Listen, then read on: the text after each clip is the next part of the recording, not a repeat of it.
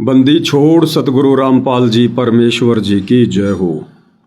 परमपिता परमात्मा सारी सृष्टि के रचनहार कुल मालिक असंख्य ब्रह्मांडों के स्वामी जगत गुरु तीनों लोकों में प्रवेश करके सबका धारण पोषण करने वाले राजाधिराज आत्माधार नाथों के नाथ देवों के देव महादेव सर्वेश्वर महेश्वर मृत्युंजय अजरो अमर आदि अनादि सनातनी प्रभु जगत पिता जगदीश्वर श्री श्री 1008 की उपाधि के वास्तविक अधिकारी अकाल मूर्त शब्द स्वरूपी राम वासुदेव सर्वगतम ब्रह्म परम पूज्य प्रथम पूज्य परम संत परम पुरुष परम धनी परम दयालु सत्य कबीर हक्का कबीर अल्लाहु कबीर अल्लाहु अकबर बाखबर अल्लाह ताला जगत के तारणहार जगत के मुक्तिदाता जगत के जगन्नाथ हारे के सहारे हिंदुओं के राम मुसलमानों के अल्लाह सिखों के वाहिगुरु ईसाइयों के मसीह दया के सागर दयानिधि करुणा के सागर करुणानिधि स्वयंभू परिभू संकट मोचन कष्ट हरण मंगल करण दुख भंजन अविगत कबीर निर्विकार निर्विषम परमात्मा अलय अलेख सतगुरु आदि अनादि सतगुरु असली मर्यादा पुरुषोत्तम असली राम असली कृष्ण असली घनश्याम असली मुरारी राजाओं के राजा महाराजाओं के महाराजा शहंशाहों के शहंशाह सम्राटों के सम्राट भगवानों के भगवान अल्लाहों के अल्लाह प्रभुओं के प्रभु मसीहाओं के मसीह सच्चे वाहिगुरु बाबाओं के बाबा पीरों के पीर सेठों के सेठ जगत सेठ सावड़सा सेठ सर्वगुण संपन्न अनंत कोटि कलाओं के स्वामी अनंत कोटि ब्रह्मांडों के नायक योगियों में महायोगी ध्यानियों में महाध्यानी सिद्धों में परम सिद्ध ज्ञानियों में तत्व ज्ञानी ब्रह्म ज्ञानी महाज्ञानी परम ज्ञानी सर्वश्रेष्ठ ज्ञानी विज्ञानी युवा कबीर समर्थ कबीर असमवात अमित ओझा सच्चे रहनुमा करीम अल्लाह सुबहान अल्लाह दुनिया के अंतिम पैगंबर 8 सितंबर 1951 से गांव धनाना जिला सोनीपत हरियाणा भारतवर्ष की पावन भूमि पे प्रकट रियल कल की भगवान श्री नारायण साकार हरि श्री बाबा साहिब नूर अनंत परमात्मा सच्चे दरवेश सच्चे बाखबर सत्य पुरुष अलग पुरुष अनामी पुरुष संत श्रोमणी सतगुरु रामपाल जी परमेश्वर जी के चरण कमल में साध संगति से जुड़े हुए देश विदेश से आप और हम सभी सत्सेवक भाई बहनों का अनंत कोटि दंडवत प्रणाम। सत्साई भाई और बहनों, बहुत बड़ी दया बहुत बड़ी मेहर पूज्य गुरुदेव भगवान की परमेश्वर रामपाल जी की, जिनके शुभ आशीर्वाद से विशेष आशीर्वाद से आप और हम सभी साध संगति से जुड़े हुए सत्सेवक भाई बहन पूज्य गुरुदेव भगवान के द्वारा प्रदत्त शास्त्र अनुकूल सत भक्ति मार्ग पर चलते हुए हर प्रकार से मर्यादाओं में रहकर संघर्ष करते हुए उन्हीं के अमर तत्व ज्ञान को आधार बनाकर अपनी आत्मा के कल्याण हेतु निरंतर इस सत भक्ति मार्ग पर आगे की ओर बढ़ रहे हैं। भाई और बहनों, वर्तमान में अपने मिशन के तहत हिसार जेल में बैठकर पूज्य गुरुदेव भगवान परमेश्वर रामपाल जी जो विशेष संदेश अपनी विशेष आत्माओं के लिए भेज रहे हैं, उन विशेष संदेशों के ऊपर निष्कर्ष निकालने की प्रक्रिया जारी है। वर्तमान में विशेष संदेश नंबर 30 का ये भाग नंबर 2 है। धर्मदास जी की कथा का प्रकरण चल रहा है। आज धर्मदास जी की कथा संपूर्ण होने जा रही है और धर्मदास जी की कथा के माध्यम से पूज्य गुरुदेव भगवान ने आप और हम सभी आत्माओं के बहुत सारे आध्यात्मिक कंसेप्ट क्लियर करवाए हैं। हमें दृढ़ता मिलती है, हमारा विश्वास बढ़ता है और भक्ति मार्ग पर डगमग होने वाली स्थिति से हम बाहर निकलते हैं। तो भाई और बहनों, विशेष संदेश नंबर 30 भाग 2 पूज्य गुरुदेव भगवान के मुख कमल से सुनते हैं। साथ में जहां जहां आवश्यकता पड़ेगी गुरुदेव के आशीर्वाद से दास विश्लेषण करेगा। तो क्या कुछ परमपिता परमेश्वर जी धर्मदास जी की कथा में आगे समझा रहे हैं कि जब कबीर परमेश्वर जो कि धर्मदास जी के गुरुदेव थे, अपने लीलामयी 120 वर्ष पूरे करके सन 1518 में जब वे मगहर से सशरीर सतलोक को प्रस्थान कर जाते हैं। उसके बाद धर्मदास जी के मन में थोड़ा सा दोष उत्पन्न हो जाता है। दोष कोई भक्ति या भगवान को लेकर उत्पन्न नहीं हुआ। परमात्मा ने उन्हें जिस वचन में बांधा था कि धर्मदास मेरी लाख दुहाई, ये सार ज्ञान कहीं बाहर ना जाई, सार ज्ञान बाहर जो पढ़ी, बिचली पीढ़ी हंस ना तरही, कि मैंने तुझे जो ये गुप्त मंत्र दिया है, सार नाम, सार शब्द, धर्मदास इसे किसी को दे मत देना, किसी के आगे जिक्र भी मत कर देना। लेकिन धर्मदास जी को चिंता हो गई, और चिंता कहीं न कहीं भाइयों और बहनों ज्ञान की कमी या फिर गुरुदेव भगवान की प्रेरणा। और उसी समय धर्मदास जी कबीर परमेश्वर यानी अपने पूज्य गुरुदेव भगवान को याद करते हुए रोने लगे, उनको पुकारने लगे कि हे परमात्मा, एक बार फिर से दर्शन दो, एक बार फिर से दर्शन दो, कहीं मुझ नीत से ये त्रुटि ना हो जाए, ये गलती ना हो जाए। वैसे धर्मदास जी ने तो पक्का ठान ली थी कि मुझे अपने वंशजों को ये मंत्र देना है। उसी समय कबीर परमेश्वर जो मगहर से सशरीर सतलोक जा चुके थे, और उसके 2-3 वर्ष बाद जब धर्मदास जी ने उनको हृदय से याद किया, तो परमेश्वर उसी रूप में, उसी स्वरूप में जो 120 वर्ष वाला था, धर्मदास जी के सामने सतलोक से चलकर क्षण भर में प्रकट हो जाते हैं। धर्मदास जब सामने अपने गुरुदेव भगवान को देखता है तो खुशी का कोई ठिकाना नहीं। परमात्मा जी के चरणों में गिर पड़ता है, रोता है और कहता कि हे गुरुदेव, आप तो अंतर्यामी हो, हे मालिक, आप तो जानी जान हो।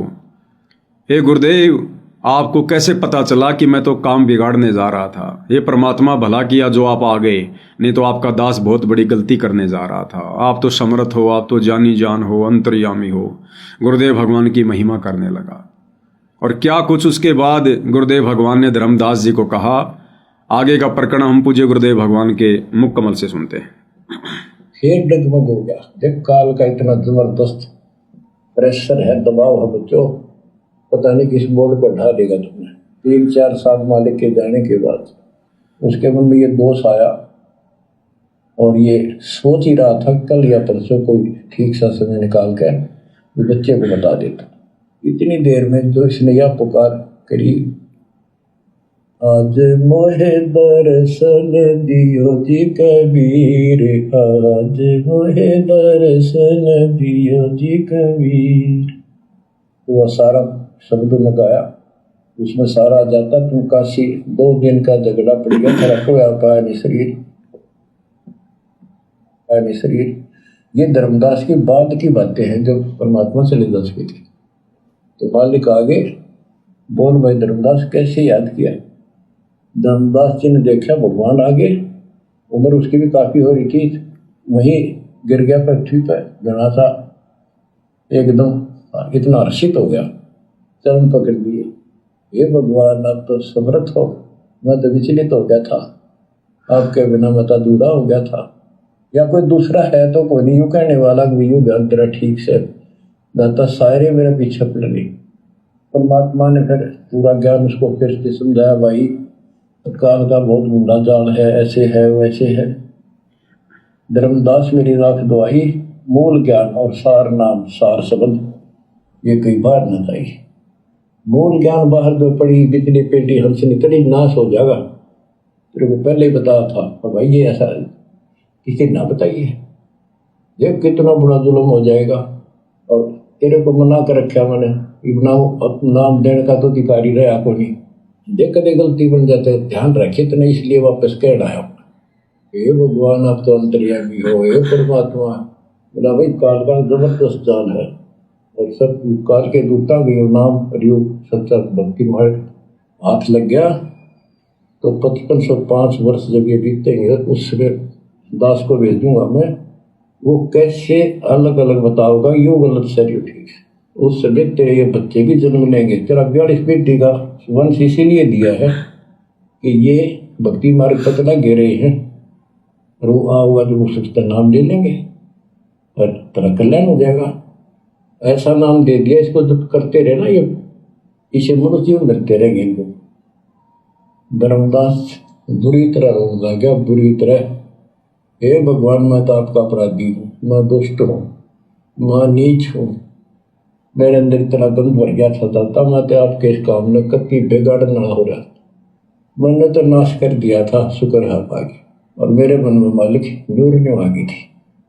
और कल ही परसों में ईश्वर बताऊँ लड़के बकरे इस पुत्र परिवार क्या कह रहे हैं गुरुदेव भगवान। धर्मदास जी ने कहा कि परमात्मा, मेरे मन में तो दोष आ गया था, ये तो भला हुआ जो आप आ गए, नहीं तो परमात्मा मैंने तो ठान लिया था आजकल में मैं इस चूड़ामणि को ये सारनाम देने ही वाला था। अब भाई और बहनों, चूड़ामणि कोई धर्मदास जी का बेटा नहीं था।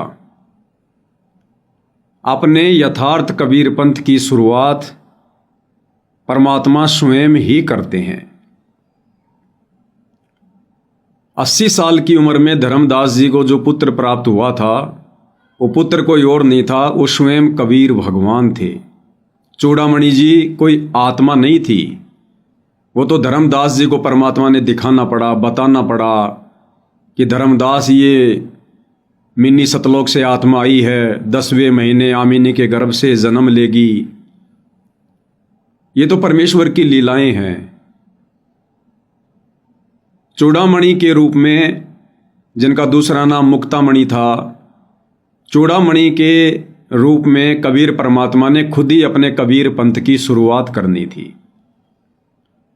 क्योंकि भाई और बहनों, ये जो मंत्र हैं, जो मंत्र आज हमें पूज्य गुरुदेव भगवान ने दिए हैं, जो प्रथम मंत्र है, ये प्रथम मंत्र भी इस पूरी सृष्टि में कोई दूसरा जीव किसी को प्रदान नहीं कर सकता अपने मुख कमल से बोलकर।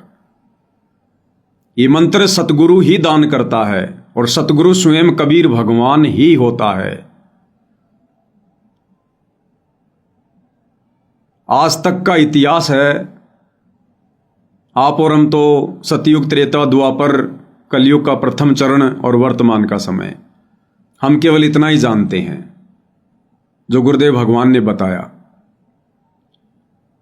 इस कबीर परमेश्वर जी के अलावा जब जब ये कबीर परमात्मा संत रूप में, जिंदा बाबा रूप में, साधु रूप में, तत्वदर्शी संत रूप में जब जब ये प्रकट हुए हैं, ये मंत्र, यथार्थ भक्ति मंत्र कबीर परमेश्वर जी ने स्वयं ही आगे आत्माओं को दान किया है। कोई जीव ये मंत्र दान नहीं कर सकता। धर्मदास जी को परमात्मा जी ने गुरुपद दिया था, लेकिन बाद में वापस ले लिया था। धर्मदास जी ने किसी को ये मंत्र दान में नहीं दिए, क्योंकि ये मंत्र जीव के अलावा, इस परमात्मा के अलावा कोई जीव दे ही नहीं सकता, कोई अधिकारी ही नहीं है। तो चूड़ामणि जी के माध्यम से परमात्मा जी ने अपना जो पंथ था उसकी 650 साल पहले शुरुआत करनी थी। तो परमेश्वर चूड़ामणि के रूप में खुद ही थे, स्वयं ही थे। और उसके बाद देख लो भाई और बहनों, जब आदरणीय गरीबदास जी आए तो गरीबदास जी ने भी ये मंत्र किसी को नहीं दिए, और गरीबदास जी के रूप में खुद कबीर भगवान थे। लेकिन गरीबदास जी का रोल क्या था? एक जीव का, एक भगत का। तो गरीबदास जी ने भी कभी किसी को ये मंत्र दान में नहीं दिए, केवल अपने ग्रंथ साहिब में लिख दिया, क्योंकि एक जीव कभी किसी को ये मंत्र दे ही नहीं सकता। नानक जी के रूप में खुद कबीर भगवान थे। आज हमें पता चल गया, जिस समय नानक जी की आत्मा को परमात्मा शरीर से निकालकर बेई नदी से सतलोक ले गए थे, उस समय तक तो वो नानक की आत्मा थी, लेकिन वापस आते समय वो नानक की आत्मा नहीं थी। नानक को तो परमात्मा ने मिनी सतलोक में बैठा दिया था। नानक जी को तो वर्तमान समय में जन्म देना था। और फिर पूरी की पूरी लीला नानक जी के रूप में खुद कबीर भगवान सतगुरु रामपाल जी ने की। अन्यथा नानक जी कहाँ बाला मर्दाना को लेकर प्रहलाद के लोक में चले जाएंगे? प्रहलादपुरी का और ध्रुवपुरी का तो काल को भी नहीं पता। उस प्रहलाद को प्रहलादपुरी और ध्रुव को ध्रुवपुरी ये कबीर भगवान ने दी हैं रचकर, जैसे काल को मिनी सतलोक के बारे में नहीं पता, ऐसे उनके लोगों के बारे में भी नहीं पता। इसीलिए तो कहा था मर्दाना के पूछने पर प्रहलाद जी ने, जब मर्दाने ने पूछा कि यहां पर और कौन कौन आया है, तो बोले भाई आज से पहले तो कबीर आया है, आज ये नानक आया है, और नानक जी के सचखंड जानने के सैकड़ों वर्ष बाद एक और आएगा जो जाट वर्ण में होगा, बरवाड़ा जिसका प्रचार प्रसार क्षेत्र होगा, और वो भी इन्हीं के जैसा होगा। तो कौन है वो तीसरा? वो सतगुरु रामपाल जी हैं। तो नानक जी को हो, चाहे कबीर जी को हो, चाहे सतगुरु रामपाल जी को हो, ये परमात्मा के ही रूप हैं। तो ये मंत्र एक जीव कभी किसी को दान नहीं कर सकता। और वर्तमान में देख लो, ये मंत्र सतगुरु रामपाल जी ही दान कर रहे हैं। और आगे के लिए गुरुदेव भगवान ने सबको प्रतिबंधित कर दिया कि मेरे सतलोक जाने के बाद शरीर रूप में कोई भी गुरु नहीं होगा। ये जो मंत्र हैं ये इलेक्ट्रॉनिक उपकरणों के माध्यम से दान किए जाएंगे। चाहते तो गुरुदेव भगवान किसी भगत को गुरुपद दे सकते थे, लेकिन कोई जीव ये मंत्र देने का अधिकारी नहीं है। तो चूड़ामणि के रूप में भी उस समय खुद कबीर परमात्मा सतगुरु रामपाल जी ही थे, लेकिन धर्मदास जी इस खेल को उस समय समझ नहीं पा रहे थे। वो ढंग से अपने गुरु को नहीं पहचान पा रहे थे। चूड़ामणि के रूप में कहाँ से जान पाते, कहाँ से पहचान पाते? वो तो अपना बेटा मान रहे थे कि आमिनी के गर्भ से जन्म हुआ है। अरे भैया, ये गर्भ से जन्म लेने वाली लीला तो कबीर भगवान ने गरीबदास जी के रूप में भी की। सांसारिक दृष्टि में तो जन्म, और वैसे परमात्मा की लीला, परमात्मा का खेल। वही लीला कबीर भगवान ने 8 सितंबर 1951 को सतगुरु रामपाल जी के रूप में की। दुनिया की नजरों में जन्म, आध्यात्मिक दृष्टि से लीला, प्रकट होना। तो इन मंत्रों को दान करने का कोई भी जीव अधिकारी नहीं है। लेकिन धर्मदास जी ने अपनी नासमझी के चलते इन मंत्रों को आगे दान करने का फैसला किया। उसी समय कबीर परमात्मा जी प्रकट हो गए, और प्रकट होकर फिर धर्मदास जी से क्या कुछ कहा परमेश्वर जी ने। दीवार मोह में मैं अंधा हो गया। धर्मदास बुरी तरह रोए और आंसू पड़े उसके। मैं बोले परमात्मा माफ कर दो, गड़ा दुष्ट हो गया मैं तो। ए परमात्मा मेरा शरीर छुटवा दो, शरीर छुटवा दो, पार नहीं पड़े, मेरे दुष्टा होगी, मन काबू ना रह रहा। परमात्मा बोले दुख ना पा पाई। उसके मन में प्रेरणा की। परमात्मा बोले मैंने देख तेरे को कितनी शक्ति बताई भाई, तेरे जगन्नाथ का मंदिर मैंने रोका, वो एक पत्थर पर बैठ के 5-6 बार तोड़ दिया था, 6ठी बार मैंने रोका भाई। उसको ऐसी प्रेरणा बनाई, हे महाराज, हे भगवान, वह स्थान एक बार देखना चाहूँ मैं जहाँ बैठ कर आपने वो मंदिर समुद्र रोका था। और सारी बात समझ में आ गई थी उसका कि ये समुद्र कैसे रोक दिया होगा। वो स्थान देखना चाहूँ जहाँ आप बैठे थे। परमात्मा बोले चल भाई। पहले पैदल चल रहा करते थे, दोनों जने चल पड़े 3, 4, 5, 6 दिन में, और जगन्नाथ के उस स्थान पर पहुंच गए, उस पुरी में जहाँ परमात्मा ने ये समुद्र रोका था। तो वहां के अब देखो भाई और बहनों, ऐसी लीला करता है परमात्मा। काल भी धोखे में रहता है। आम जीव की क्या औकात जो इस परमेश्वर को जान ले, पहचान ले, जब तक कि वे ना चाहें। सतलोक से पाताल लोक की दूरी गुरुदेव ने बताई 16 शंख कोश। सतलोक से पृथ्वी तक की दूरी नहीं है 16 शंख कोश। नीचे जो पृथ्वी से नीचे जो पाताल लोक है, उस पाताल लोक की धरती से लेकर सतलोक की दूरी 16 शंख कोश। अब सतलोक से चलकर धर्मदास की पुकार पर जो कबीर परमात्मा क्षण भर में, पलक झपकने जितनी देर में धर्मदास के सामने प्रकट हो गया, और फिर धर्मदास को लेकर बांधवगढ़ से और जगन्नाथपुरी जा रहा पैदल, और 7-8 दिन लग गए।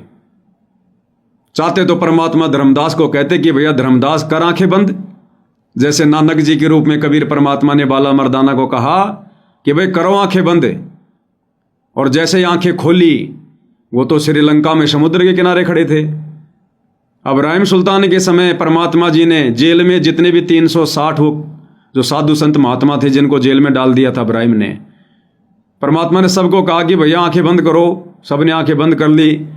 थोड़ी देर बाद बोले आंखें खोलो। आंखें खोली तो सारे के सारे जेल से कई किलोमीटर दूर जंगल में खड़े थे।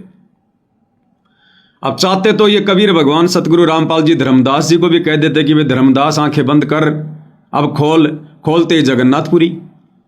लेकिन देखो भाई और बहनों, ये परमात्मा कैसी लीला करता है।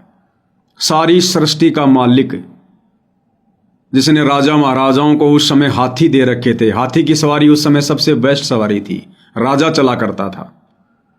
चाहते तो परमात्मा हाथी ले लेते, घोड़ा बुग्गी ले लेते, लेकिन धर्मदास को लेकर, अब धर्मदास की भी 125 साल की उम्र और कबीर परमात्मा की भी तकरीबन 23-24 साल की उम्र। क्योंकि जिस समय परमात्मा मगर से गए थे उस समय 120 साल की लीलामय उम्र थी, और उसके 3-4 साल बाद परमात्मा धर्मदास की पुकार पर वापस आए थे। और जिस समय परमात्मा आए उस समय धर्मदास जी की उम्र 120 साल थी, 125 साल थी। तो दोनों की उम्र 125 साल के आसपास। और 7-8 दिन तक पैदल यात्रा करते हुए, रात्रि विश्राम करते हुए और ऐसी लीला करते हुए परमात्मा धर्मदास जी को लेकर जगन्नाथपुरी गए।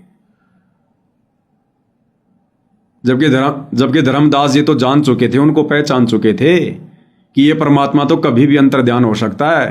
क्योंकि धर्मदास जी के सामने वो परमात्मा 6 बार अंतर्ध्यान पहले हो चुका था। फिर भी परमेश्वर ने एक आम व्यक्ति, एक साधारण व्यक्ति जैसी लीला की। इनकी ऐसी लीलाओं को देखकर ही भाई और बहनों, ये काल इनको पहचान नहीं पाता है। इस काल को लगता है कि ये वो नहीं हो सकता, ये हो ही नहीं सकता वो सतलोक का राजा। वो तो ना जाने 1 सेकंड में क्या से क्या कर दे। काल उसकी समर्थता से भली भांति परिचित है। काल को विश्वास ही नहीं हो सकता कि सर्व सृष्टि का मालिक, सतलोक का राजा, रतन जड़ित सिंहासन पर बैठने वाला, पूरे ब्रह्मांडों को कंट्रोल करने वाला, और ऐसे एक आम व्यक्ति के भेष में 120 साल तक जुलाई के रूप में कपड़े बुनेगा, टूटी फूटी झोपड़ी में रहेगा, ऐसे पैदल यात्रा करेगा। तो सोचो भाई और बहनों, जब ये काल जो 21 ब्रह्मांड का नकली भगवान है, जब ये भी इस कबीर भगवान को नहीं पहचान पाता है, तो सोचिए फिर आप और हम 2 कोटि के जीव, आप और हम तो काल के आगे भी कुछ नहीं है। सोचिए फिर हम कैसे पहचान जाएंगे कि ये भगवान है, ये परमात्मा है। और यही कारण है आज 35 साल हो गई सतगुरु रामपाल जी का परिवार, जिस परिवार में परमात्मा ने प्रकट होने की लीला की, जिस परिवार में परमात्मा उन आत्माओं के साथ में उनके बचपन से रहे, अपने बेटा बेटी के रूप में उन आत्माओं को पाला पोषा, आज वो सतगुरु का परिवार भी इस कबीर परमेश्वर जी को पहचान नहीं पा रहा, ढंग से अपना गुरु भी नहीं मान पा रहे। तो सोचो फिर आम भक्तों की क्या औकात, क्या बिसात, जो गुरु रूप में इन्हें परमात्मा कह दे, इन्हें परमात्मा मान ले, परमात्मा जान ले। तो ये सारा का सारा जो खेल है, ये कबीर भगवान का खुद का है। ये कबीर परमात्मा जिन जिन आत्माओं से चाहेगा अपनी पहचान करवाएगा। नहीं तो जीव अपनी बुद्धि स्तर से, अपने ज्ञान आधार से, अपनी भक्ति के बल से ये लाख जन्म भी इस परमेश्वर की पहचान नहीं कर सकता। अब विचार करो भाई और बहनों, पूरे विश्व की जनसंख्या लगभग 800 करोड़ से ऊपर है। उस 800 करोड़ की जनसंख्या में मुट्ठी भर लोग सतगुरु रामपाल जी के भगत हैं, और उन मुट्ठी भर लोगों में भी चंद भगत जो साध संगति से जुड़े हुए हैं, केवल उन्होंने अपने गुरु को परमात्मा के रूप में पहचाना है। तो गुरु को परमात्मा के रूप में पहचानने की औकात आप और हम साध संगति से जुड़े भाई बहनों की नहीं है। आप और हमारे से तो बड़े बड़े ज्ञानी, बड़े बड़े ध्यानी, बड़े बड़े गुरु जी के निकट रहने वाले, बड़े बड़े परम सेवादार, कोऑर्डिनेटर सैकड़ों की संख्या में है, हजारों की संख्या में, जो 30-30 साल से, 20-20 साल से उपदेश लेकर गुरु के साथ रहकर भक्ति कर रहे थे, वो भी नहीं पहचान पाए, ढंग से गुरु भी नहीं मान पा रहे। आज परमात्मा तो बहुत दूर की बात है, और आप और हमारे ऊपर गुरुदेव ने कैसी अनमोल रजा कर दी। हमारे हृदय में बैठा दिया कि अगर कोई कबीर है तो हमारा गुरु है, और नकली कबीर की फोटो को फड़वा दिया गुरुदेव भगवान ने, ये साबित करवाने के लिए कि हमने अपने गुरु को ही कबीर के रूप में स्वीकार कर लिया है। तो ये सतगुरु रामपाल जी परमेश्वर जी की विशेष मेहर, विशेष रजा, जो उन्होंने आप और हमारे से 2 कोटि के जीवों से अपनी पहचान करवाई। आज हमें अपने जैसे दिखाई देने वाले एक इंसान में, गुरु में भगवान नजर आ रहा है। और हमारे गुरु भाई बहनों को जो सतलोक आश्रमों से जुड़े हैं, उनको गुरु एक हार्ड मांस का लोथड़ा नजर आ रहा है। यानी वो अपने गुरु को मानुष समझ रहे हैं, एक मां के गर्भ से जन्म लिया हुआ जीव मान रहे हैं। कितनी बड़ी रजा! और यदि इतनी बड़ी रजा गुरुदेव ने की है तो किसी विशेष मकसद से की होगी। वो विशेष मकसद है सतलोक लेकर जाना। तो अब भाई और बहनों, आगे जो संघर्ष होगा, आगे जो प्रयास होगा, उसमें पीछे कदम आप और हमने भी नहीं हटाने अब। और ये विश्वास रखना होगा कि गुरु जी पल पल, कदम कदम, क्षण क्षण हमारे साथ में हैं, हमारे साथ में। अन्यथा इस परमात्मा को कोई पकड़ नहीं सकता। अब विचार करो भाई और बहनों, हम अपनी छाया तक को नहीं पकड़ सकते। हम भाई बहन अपनी छाया तक को नहीं पकड़ सकते। पकड़ने का प्रयास करना, जैसे पकड़ोगे तुरंत आगे हो जाएगी। इस भगवान को कैसे पकड़ लेंगे जब हम अपने शरीर की छाया तक को नहीं पकड़ सकते? तो ये परमात्मा अपना हाथ पकड़वाता है उन आत्माओं से जिन आत्माओं को सतलोक लेकर जाना होता है। तो गुरुदेव ने हमें साथ संगति से जोड़ दिया। आप और हमारी ट्रेनिंग चल रही है और पल पल गुरुदेव भगवान की पैनी नजर है। जिस प्रकार एक कोच की, एक रेफरी की और जो खिलाड़ी होते हैं उनके ऊपर पल पल नजर होती है, पल पल, ऐसे गुरुदेव भगवान की साध संगति से जुड़ी आत्माओं पर पल पल नजर है। भले हमें विश्वास थोड़ा हो या ना हो, तो हमने गुरुदेव की असीम रजा को बना के रखना है। तो परमेश्वर धर्मदास जी को लेकर और जगन्नाथपुरी चले जाते हैं। के लोगों ने भी बताया भाई ऐसे ऐसे एक संत आए थे और वो बूढ़े बाबा के रूप में, उन्होंने ही समझ उस टाइम तो सच्ची कहानी सही चल रही थी, बाद में आके उन्होंने दबा दी थी। धर्मदास जी को फिर से वहां पूरा ज्ञान समझाया, 10 दिन लगातार सत्संग सुनाया और वे भूल गया तू ऊपर क्या देख कर आया था, इस नरक में फिर रहना चाहते हैं। एक लेवा एक देवा दुख तुम कोई किसी का पिता नहीं पुत तुम ऋण संबंधी जुड़ा के ठाटा अंश में सब पारा बट। धर्मदास जी बोले जी मेरा शरीर छुटवा दो, मैंने ले चलो यहाँ से, नरक से निकाल दो, मैं कति गिर चुका हूँ और मालिक आपने समय पर समाप्ति। धर्मदास जी ने क्या कहा? जब परमात्मा उन्हें जगन्नाथपुरी ले गए, 10 दिन तक दोबारा से पूरा ज्ञान समझाया। ज्ञान किस लिए समझाया? ताकि धर्मदास की आस्था जो काल प्रेरणा से इसके बेटे में लग गई है, चूड़ामणि में लग गई है, ये आस्था इसकी फिर से हटे, फिर से इसकी सोई हुई आत्मा जागे, ताकि फिर इसको मैं वो मंत्र दूं और जब ये उस मंत्र का स्मरण करे तो इसकी सुरती सतलोक में लगे। सब कुछ बताया गुरुदेव भगवान ने। और उसके बाद परमात्मा जी ने धर्मदास जी को वो मंत्र दिया और परमात्मा जी समझाने लगे धर्मदास जी को। तो धर्मदास जी कहने लगे कि हे परमात्मा, मेरे बस की बात नहीं है, मेरा शरीर छुड़वा दो, मुझे सतलोक भेज दो। परमात्मा, मेरे बस की बात नहीं है। अब भाई और बहनों, ठीक है, धर्मदास जी की उम्र काफ़ी हो गई थी, उस समय इतने सत्संग भी सुनने को नहीं मिलते थे, लेकिन फिर भी भाई और बहनों, सतगुरु से ये कहना कि मेरे बस की बात नहीं है, ये भगत की कमजोरी में आता है। सतगुरु ने हमें जो भक्ति विधि दी है, हमने उस भक्ति विधि को परिपूर्ण करके ही यहां से मुक्ति प्राप्त करनी है। जबरदस्ती सतगुरु नहीं करेगा। जबरदस्ती करनी होती तो ये समर्थ है कब का कर देता, आज 21 ब्रह्मांड में कोई देखने को भी नहीं मिलता। लेकिन ये परमात्मा आत्मा को तैयार करना चाहता है, आत्मा को सतलोक लेकर जाएगा। तो धर्मदास का ये कहना कि परमात्मा मेरे वश की बात नहीं है, मेरा शरीर छुड़वा दो, ये कहीं न कहीं ज्ञान की कमी को दर्शाता है। तो आप और हम भगत भाई बहनों ने प्रार्थना तो करनी है कि हे गुरुदेव भगवान शरीर छुड़वा दो, हे परमात्मा, लेकिन हमने दूसरे तरीके से, ज्ञान आधार से, भावनाओं में बहकर नहीं, अज्ञानता का परिचय देते हुए नहीं। देखो ये कलयुग की बिचली पीढ़ी है, परमात्मा ने पूरा कोर्स दे दिया, और पूरा कोर्स देने के बाद यदि परीक्षा में बच्चा नकल करता है तो गुरु नाराज होता है। फिर आज कोई कमी नहीं छोड़ी गुरुदेव भगवान ने समझाने में।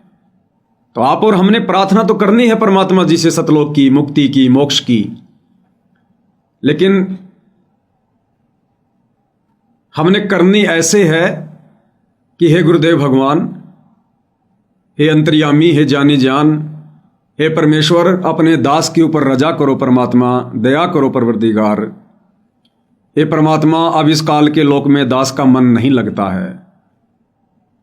हे परमेश्वर, आप समर्थ हो, आप दयालु हो परमात्मा, आप जो चाहे सो कर सकते हो परमात्मा। आप एक पल में अपनी आत्मा को सतलोक में बैठा सकते हो, तुम कर दो पल में पार, हो जा रजा थारी। ये परमात्मा अब नीच को ले चलो, अब इस काल के लोक में दिल नहीं लगता है। ये परमेश्वर, आपने ऐसा ज्ञान दे दिया, ऐसा ध्यान दे दिया, ये परमात्मा, अब इस गंदे लोक में कौन रहना चाहेगा?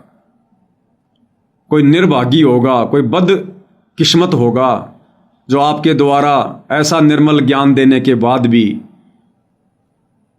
ऐसी पवित्र जगह सतलोक की जानकारी देने के बाद भी, और काललोक के सारे कष्टों से, दुखों से परिचित करवा दिया, उसके बाद भी परमात्मा इस गंदे लोक में कोई निर्भागी आत्मा ही रहना चाहेगी। हे गुरुदेव भगवान, अपने दास पे रजा करियो, हे परमात्मा, अब की बार इस गंदे लोक में ना छोड़ियो। हमने इस प्रकार से गुरुदेव भगवान से रजा करनी है। यहाँ के दुखों से दुखी होकर, छोटे मोटे लड़ाई झगड़ों से परेशान होकर, या अन्य किसी प्रकार की धन की कमी से दुखी होकर ये नहीं कहना कि ले चलो परमात्मा, बस मेरा तो जी भर गया। वो तो परमात्मा को पता है कि जी भरा कि नहीं भरा है। हम थोड़ी अंतर्यामी को शिक्षा दे सकते हैं। बरवाला कांड के समय की बात है, जयपुर से एक भगत है लोकेंद्र दास। बरवाला कांड के समय वो आश्रम में गया हुआ था, और जब ये झगड़ा फसाद सा होने लगा या कोई काम होगा, वो वापस जयपुर को आने लगा। काफ़ी समय पहले से नामोपदेशी था, गुरुदेव भगवान से मिला करता था, मुलाकात होती थी। परमात्मा वैसे तो जानी जान है, लेकिन सांसारिक तौर पर उनके नाम से भी जाना करते थे। तो वो जयपुर के लिए निकला, बीच रास्ते से परमात्मा ने उसको वापस बुलाया। दास ने सुना है, जो दूसरे भगत हैं उनसे सुना है। वो बीच रास्ते वापस गया, और गुरुदेव ने कहा, भाई तेरे को सार नाम देना है, इसलिए तेरे को बुलाया है। अब देखो भाई और बहनों, परीक्षा परमात्मा ऐसे लेता है,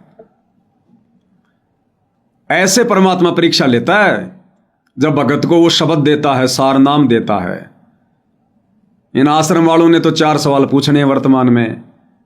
जो सार नाम लेने जाता है उनसे पहला सवाल तो ये पूछा जाता है, पवन दास की वीडियो देखे हुए कितना समय हो गया?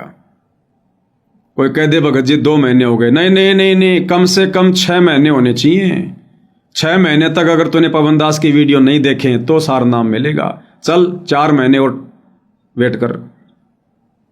दूसरा सवाल, सतलोक आश्रम मैनेजमेंट के विषय में आपके क्या विचार हैं? ये तो इनके सार नाम की परीक्षा है वर्तमान में। तो ऐसा ही इनका सार नाम होगा। अरे परमात्मा, वो जानी जान, वो अंतर्यामी, वो ले सकता है परीक्षा। जीव जीव की क्या परीक्षा लेगी? ये तो बच्चों वाला खेल हो गया। जीव जीव को सार नाम दे रहा है, जीव जीव की परीक्षा ले रहा है। ये तो गुड्डा गुड्डी का खेल खेल रहे हैं ये नादान। अब सार नाम की परीक्षा उस परमात्मा ने ली, उस लोकेंद्र की। वापस बुलाया, बोला बेटा तेरे को सार नाम देना, इसलिए बुलाया, चल तेरे को सार नाम देता हूं। अब वो क्या बोला? बोला गुरुदेव मैं अभी सार नाम के लायक नहीं हुआ हूं। अपने आप में शाना बन के बोला गुरुदेव मैं अभी सार नाम के लायक नहीं बना। तो गुरुजी बोले बेटा तू मेरे को समझाएगा क्या कि तू सार नाम के लायक है कि नहीं है? तू सार नाम के लायक बना या नहीं बना तू मेरे को समझाएगा क्या? यानी वो उसकी परीक्षा थी भाई और बहनों, और वो फेल हो गया। गुरुजी कह रहे हैं बेटा चल तुझे सार नाम देता हूं इसलिए बुलाया है। तो विचार करना चाहिए कि परमात्मा ने बुलाया तो कुछ सोच समझ के बुलाया होगा ना। ना ना बोला गुरुजी मैं अभी सार नाम के लायक नहीं हुआ। फिर दिया ही नहीं। परमात्मा ने बोला जा, जब तू तैयार हो जाए, जब तेरे को पता चल जाए ना कि मैं तैयार हो गया तब आ जाना। उसके बाद बर वाला कांड हो गया। उसके बाद भाई ने कहाँ तैयार होना था, फिर तो मैनेजमेंट की पूंछ पकड़ के बैठ गया। जितना तैयार था उतना भी खराब हो गया। तो ऐसे परीक्षा लेता है ये परमात्मा भाई और बहनों। इसलिए कहते हैं गुरु के सन्मुख वचन न कहिए, सो शिष्य रहनी गहनी सुख लइए। अपने गुरु जी के समक्ष मुंह भी नहीं खोलना चाहिए। मुंह भी अपनी तरफ से अगर गुरु कोई बात पूछे तो बहुत सोच समझ के जवाब दो। आधीनी से नीची गर्दन करके गुरु की आंखों में आंखें डाल के बात नहीं की जाती है। अरे पहले के समय के राजा महाराजा मुगल, इनके संतरी मंत्री जब उनको बुलाया जाता था दरबार में तो यूं खड़े हो जाया करते थे, यूं नीची गर्दन करके, यूं चाहे गर्दन उतारे चाहे कुछ भी करे। अगर वो राजा धीराज, वो मुगल बादशाह अगर कोई सवाल कर रहा है तो नीची गर्दन करते ही जवाब दिया करते थे। और जब वो कहते था जाओ तो नीची गर्दन करके जी जनाब वापस। हमारी भारतीय संस्कृति में तो एक पत्नी भी अपने पति की आंखों में डाल के बातें नहीं किया करती थी। आज का तो समय अलग हो गया। आज तो सुबह शाम नाश्ते के रूप में गाड़ियां मिलती हैं, लेकिन एक समय था पत्नी अपने पति के सामने आंखों में आंखें डाल के बात नहीं किया करती थी। अब ये तो परमात्मा है, आत्मा का पति है, इनके सामने हम कैसे सवाल जवाब कर लेंगे? तो गुरु की आंखों में आंखें डाल के बात नहीं की जाती है। नीची गर्दन रहे भगत की, बस चरणों में ध्यान रहे। मिले तो दंडवत बंदगी नहीं, पल पल ध्यान लगाए। तो परमात्मा जी ऐसे भी परीक्षा ले लेते हैं। गुरु यदि कोई बात पूछ रहा है तो आधीनी से और बहुत ही सभ्य तरीके से कि सामने कौन है? सामने परमात्मा है, सारी सृष्टि का मालिक है। कहीं कोई त्रुटि ना हो जाए बोलने में, चलने में, उठने में, बैठने में। अगर गुरु को गुरु मान के अगर हम बर्ताव करेंगे कभी भी धोखा खा जाएंगे, कभी भी गलती हो जाएगी। तो इतना सावधान भगत ने भक्ति मार्ग पर होना पड़ता है। तो भाई और बहनों, इस प्रकार से आप और हमने इन बातों को ध्यान में रखना है। तो क्या कह रहे हैं गुरुदेव भगवान? किसी का पिता नहीं पुत्र मरण संबंधी जुड़ा ठाटा अंत में सब पारा बट।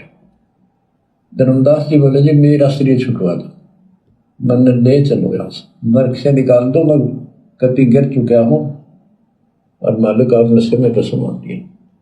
परमात्मा ने वही खड्डा खुदवा कर और उसमें लटा दिया। ने बोला मन ने तो दाग दो कि मट्टी में पापी। अब यहाँ प्रसंग आता है, मालिक ने उसको बहुत सी शंकाएं काल पैदा करता है। अब देखो धर्मदास जी को जिंदा समाधि दी परमात्मा ने। अब इस बात को लेकर अंतर्यामी को पता है कि काल भक्तों के मन में शंका उत्पन्न करेगा कि ये तो धर्मदास जी की हत्या कर दी, उनको तो जीवित ही समाधि दे दी, उनको तो बड़ा दुख हुआ होगा, बड़ी परेशानी हुई होगी, उनका तो दम घुटा होगा, ऊपर से मिट्टी डाल दी भगवान ने जिंदा पर। तो क्या करें गुरुदेव भगवान? अब यहाँ प्रसंग आता है, मालिक ने उसको बहुत सी शंकाएं काल पैदा करता है। तो भगवान तो वैसे भी स्त्री छुटवा सकते थे, भगवान तो वैसे भी कर सकते थे, ऐसा क्यों किया? ये तो एक उसको हत्या कर दी। इसके पीछे बहुत गजब राज होता है। क्या कह रहे हैं गुरुदेव? इसके पीछे बहुत गजब राज होता है, बहुत गजब राज। अब कोई गजब का राज है, तभी तो परमात्मा ने जिंदा समाधि दी। और गुरुदेव कहते हैं भक्तों के मन में तो कभी इस प्रकार की शंका उत्पन्न भी नहीं होनी चाहिए, इसके पीछे बहुत गजब का राज है। हत्या कर दी, इसके पीछे बहुत गजब राज होता है। और भक्त के तो मन में ऐसी बातें कभी नहीं होनी चाहिए। परमात्मा ने कहा कि इसमें तो लेट जा और ऊपर से हम साथ देंगे, लेकिन ये सिमरन जो तेरे को दिया इसको भूल ना जाना एक पल भी। क्या कह रहे हैं गुरुदेव कि जो सिमरन तेरे को दिया है ना, इसको भूल मत जाना। और जिंदा समाधि दे दी परमात्मा ने धर्मदास को, खड्डे में लिटाकर ऊपर से मिट्टी डाल दी। अब अजब गजब का राज भाई और बहनों, दास पहले भी जिक्र कर चुका है कि अभी तक तो गुरुदेव भगवान ने केवल आप और हमारे को ज्ञान देकर ही समझाना चाहा है, और अब आगे का जो समय है उस समय परमात्मा काफी कुछ लीला करेंगे, काफी कुछ चमत्कार होंगे। 1000 साल तक सतगुरु रामपाल जी का भक्ति मार्ग ऐसे नहीं चलेगा बिना किसी चमत्कार के, बिना किसी अनहोनी घटनाओं के घटित हुए। तो बहुत सारे चमत्कार होंगे आने वाले समय में। अरे समाधि तो गरीबदास जी के समय में अर्जुन सर्जुन की भी बनी थी, वो समाधि तो फुड़वा दी गई है, वो भी तो भगत ही थे। फिर धर्मदास जी की समाधि को परमात्मा ने सुरक्षित क्यों रखवाया अभी तक? 650 साल से वर्तमान समय तक जगन्नाथपुरी में धर्मदास जी की समाधि एज इट इज है। वहां पर कबीर पंथ के संत उसकी सुरक्षा के लिए एक छोटा सा आश्रम बनाकर रहते हैं। जानबूझ के परमात्मा ने समाधि को सुरक्षित रखवाया, जानबूझ के। और समुद्र को भी परमात्मा ने बांध दिया था कि मेरी आज्ञा के बिना आज के बाद कभी भी जो सीमा तेरे को बता दी है इससे आगे कभी आ मत जाना। तो परमात्मा ने जगन्नाथ के मंदिर को भी सुरक्षित रखना था और धर्मदास जी की समाधि को भी सुरक्षित रखना था, क्योंकि जगन्नाथ के मंदिर में खुद कबीर भगवान जाएंगे, वहां विराजमान होंगे, सत्संग करेंगे, क्योंकि ये खुद जगन्नाथ है। दुनिया को ये भी तो दिखाना है ना कि जगन्नाथ कौन है, सारे जगत का नाथ कौन है। और वहीं पर हजारों लाखों लोगों के सामने, जैसे 650 साल पहले कमाल और कमाली को मुर्दे से जिंदा किया था, कमाली को कब्र फुड़वा कर, जिसको 12-13 दिन हो गए थे दफनाए हुए, और उसको जिंदा बाहर निकाला, ऐसे ही धर्मदास जी को परमात्मा जिंदा बाहर निकालेंगे। उसी 120 साल की उम्र में धर्मदास बाहर निकलेंगे और देश और दुनिया को गवाही देंगे कि दुनिया वालों, ये जो सामने खड़ा है ये स्वयं सारी सृष्टि का मालिक है, ये स्वयं कबीर प्रभु हैं, कबीर भगवान है ये। वरना धर्मदास जी की समाधि को परमात्मा ने कोई पुजवाना थोड़ी है, हमसे कोई आरती थोड़ी करवानी है उस समाधि की। क्यों सुरक्षित रखवाया गुरुदेव भगवान ने? उस समाधि पर जाने से, आने से, पूजा करने से, चढ़ावा चढ़ाने से किसी को कोई लाभ थोड़ी है, वो किसी देवी देवता की समाधि थोड़ी है। तो क्यों सुरक्षित रखवाया? परमात्मा धर्मदास जी को जिंदा निकालेंगे और धर्मदास फिर गवाही देगा। इस चमत्कार को देखकर धर्मदास के वंशज सतगुरु रामपाल जी से उपदेश लेंगे, इस चमत्कार को देखकर। वरना ये तो खुद अपने आप को साहेब बनाकर बैठे हैं, ये दामाखेड़ा गद्दी वाले, रांजड़ी वाले, ये धर्मदास के वंशज, ये ऐसे नहीं मानने वाले। तो ये काल का किला कैसे तोड़ा जाएगा, कैसे अपनी आत्माओं को शरण में लिया जाएगा? क्योंकि धर्मदास जी को वचन दिया था ना, तो उनके वंशज भी नाम लेंगे वर्तमान वाले। आज जो ये गद्दी नशीन है, जो अपने आप को साहिब मानकर बैठे हैं, जब वो चमत्कार देखेंगे और धर्मदास जी जब खुद, क्योंकि फिर तो ये मानना पड़ेगा इनको, क्योंकि ये तो इनको भी पता है कि जो ये समाधि है ये धनी धर्मदास की है। वो तो आते जाते रहते हैं वहाँ पर, उन्होंने तो अपना मान रखा है।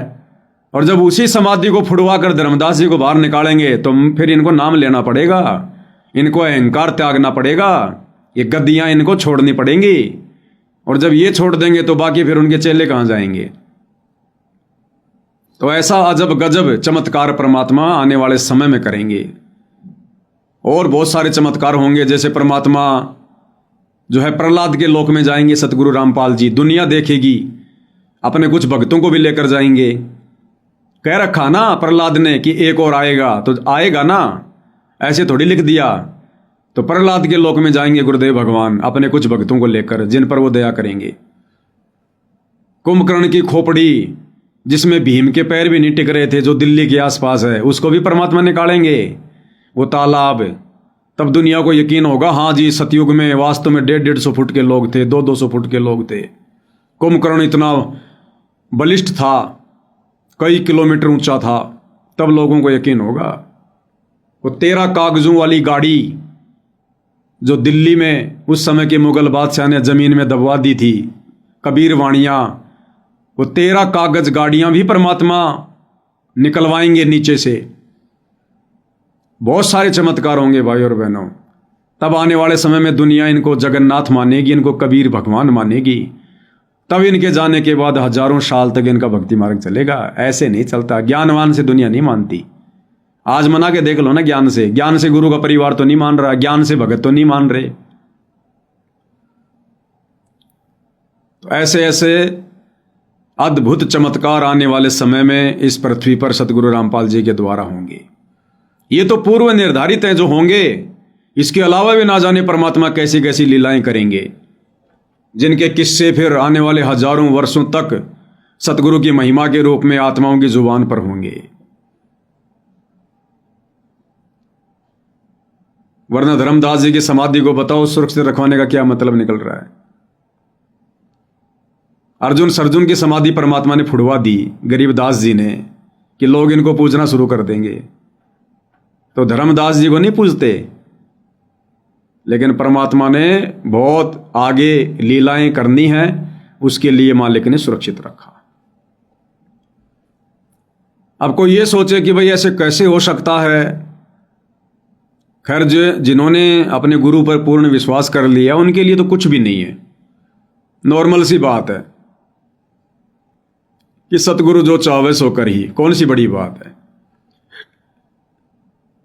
बाकी सतगुरु के ही भगत जिनके संस्कार कमजोर हैं, उनके मन में दोष आ जाता है, नहीं ऐसा नहीं हो सकता, ऐसे कैसे निकाल देंगे गुरुजी। धर्मदास को तो 650 साल पहले दबा दिया था, उसकी तो हड्डियां भी गल गई होंगी, और 650 साल में तो भाई और बहनों सब कुछ गल जाए, हड्डियां कौन सी बड़ी बात है, लोहा गल जाता है। लेकिन हमने इतिहास को भूलना नहीं चाहिए, सत्संग इसी को कहते हैं। अरे धर्मदास जी को तो मात्र 600-650 साल हुए हैं जमीन में बैठे, कोई ज्यादा लंबा चौड़ा समय थोड़ी है। लोमस ऋषि के बारे में गुरुदेव भगवान ने क्या बताया। जब रामचंद्र जी सीता को लंका से वापस लाए, अयोध्या आए, फिर एक नए महल का निर्माण करवाना शुरू किया। मजदूर जो थे वो महल की नींव खोद रहे थे, और पहले बड़े बड़े महल होते थे क्योंकि हाइट भी त्रेता युग में बड़ी बड़ी होती थी, 70-80 फुट की, तो मकान भी ऊंचे ऊंचे लंबे चौड़े होते थे, उनकी नींव भी उतनी गहरी होती थी, 50-50 फुट की। तो जब मजदूर लोग नींव खोद रहे थे तो नीचे देखा एक पत्थर है, बहुत बड़ी एक शिला है। सावधानी से उन्होंने उस शिला को हटाया तो उसके नीचे एक साधु बैठा था, ध्यान में लीन था, नीचे जमीन में।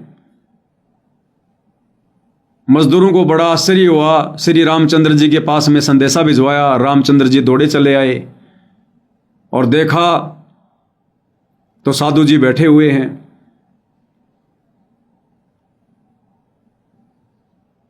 तो श्री रामचंद्र जी ने उनसे प्रार्थना की कि हे महाराज, आप कौन हो, अपना परिचय दीजिए, आशीर्वाद दीजिए अपने दास को। तो लोमस ऋषि ने कहा कि भाई रामचंद्र आ गया क्या रावण को मार के? हाँ जी, बोले आ गया। सीता को ले आया? बोला जी ले आया। बोले त्रेता युग चल रहा है? हाँ जी त्रेता युग चल रहा है। तो बोला भैया मेरे को वापस ही जमीन में सेट कर दो, इस पत्थर को वापस रख दो, ऐसे कैसे, बहुत गंदा लोक है, बहुत गंदा समय चल रहा है। और ऐसे गंदे समय में मैं बाहर नहीं निकलूंगा मैं। तो रामचंद्र जी ने कहा कि महाराज मेरी तरफ से एक भेंट स्वीकार करो, मेरी अंगूठी स्वीकार करो। तो लोमस ऋषि ने कहा कि मेरा जो ये कमंडल है ना, इसमें डाल दे भाई। तो रामचंद्र जी जैसे अपने हाथ की अंगूठी निकाल के उसके कमंडल में डालने लगे, रामचंद्र जी ने देखा उसमें तो ऐसी ऐसी और बहुत सारी अंगूठियां हैं। तो रामचंद्र ने कहा कि महाराज ये तो सेम टू सेम मेरी जैसी बहुत सारी अंगूठियां हैं इसमें तो लोमस ऋषि ने कहा कि भैया इसमें 83 अंगूठी और हैं, और तेरे जिसे 83 रामचंद्र आके चले गए, और ऐसे ही वो आता है, ये मजदूर महल बनाने के लिए गड्ढा खोदते हैं और मैं नीचे मिलता हूं और मैं फिर वापस इसी गड्ढे में बैठ जाता हूं। तो तेरे जैसे भैया 83 राम तो जब से मैं बैठा हूं ना उस समय तक आके चले गए। तू भैया 84 वाला है, तू 84वें नंबर का है, 84 नंबर का। तब से तो मैं यहीं बैठा हूं लगातार। और डाल दे इस कमंडल में। उन्होंने वापस ही वो पत्थर रख दिया, मिट्टी से पूरा लेवल कर दिया और दूसरी जगह जाके अपना महल बनाया। गुरुदेव भगवान के मुकम्मल से सुनते हैं भाई और बहनों। एक समय की बात है कि भगवान रामचंद्र जी ने कहे किला खुदवाओ थे, किला बना रहे थे अयोध्या का। उसमें नीचे खुदाई घड़ी करा करते, 15-15, 20-20 फुट तक नीचे खोद कर जब नींव भरते किले की जब लिया करते भाई कदे को तले का स्वर्ग ना ला लावे। जब वो खुदाई करे थे उसमें लोग कहते कि ऐसा पत्थर सा था चारों तरफ से, वो फूट गया, उसमें देख ऋषि निकला। ऋषि की लंबी लंबी पलक हो रही, ऐसे खोखला सा बना रखा था वो मिट्टी सी का। वो बोले भाई कौन हो तुम, क्या कर रहे हो यहाँ पर? वो बोले जी हम राजा राम के सैनिक सेवक हैं, यानी नौकर हैं, और यहाँ पर किले की नींव खोद रहे हैं। अच्छा भाई त्रेता युग है क्या ये? कहा जी त्रेता युग है।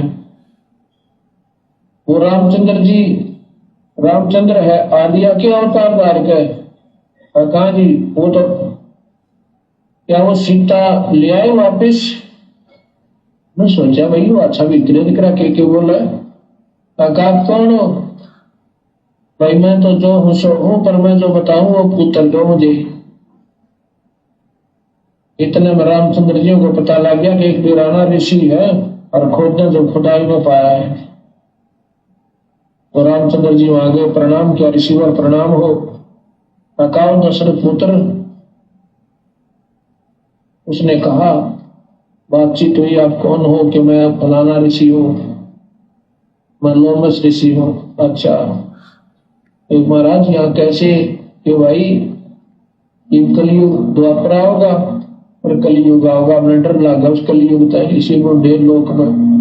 और अब तो भाई फिर अगला सतयुग होगा, जब अपना आंख खोलेंगे अगर निकलेंगे बाहर। तो कहते हैं आप काफी बातचीत हुई, तो कहते हैं लो महाराज जी मैं एक अंगूठी देना चाहता हूँ आपने।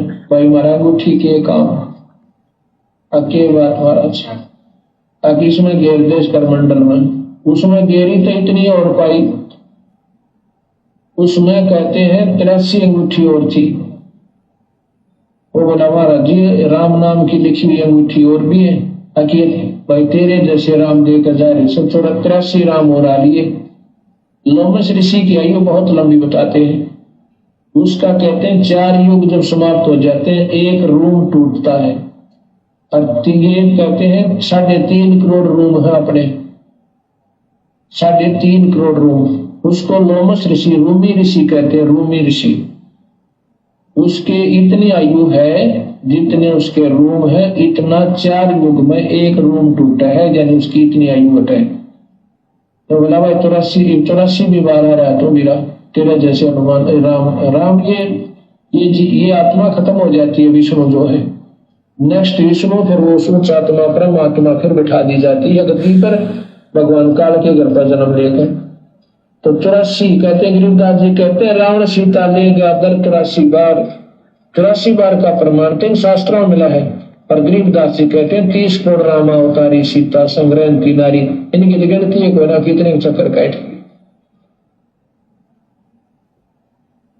अब विचार करो भाई और बहनों, ये कथाएं कैसी अजब गजब शिक्षा दे रही हैं। तो मन में कभी भी भगत को शंका नहीं होनी चाहिए अपने गुरु जी के वचन पर कि 650 साल हो गए थे धर्मदास जी को समाधि दी हुई, अब तक तो हड्डियां भी गल गई होंगी, कैसे निकलेगा। अब बताओ, वो लोमस ऋषि भी तो वहां पर नीचे बैठा है, अभी भी बैठा ही हुआ है। और 84 बार ये त्रेता युग बीत गए, 84 बार, तब से वो लोमस ऋषि जमीन के अंदर ही बैठा है। वो तो निकल रहा, उसको तो कोई भगवान भी नहीं मिला, कोई तत्वदर्शी संत भी नहीं मिला, उसको तो सारनाम भी नहीं मिला, सतनाम भी नहीं मिला था। तो धर्मदास कैसे गल जाएगा? बैठ के सुमरण कर रहा है। धर्मदास अपने सुमरण पे लगा हुआ है। क्या कहा था परमात्मा ने कि धर्मदास जो सुमरण तेरे को दे दिया इसको भूलना मत, सुरती लगा के रख। तो धर्मदास भाई जो मंत्र भगवान ने दिया था ना 650 साल पहले, समाधि देने से पहले, और कहा था कि धर्मदास अपनी सुरती लगा के रखना इस पे, तो धर्मदास भैया लेटा है या बैठा है, वो अपना सुमरण कर रहा है।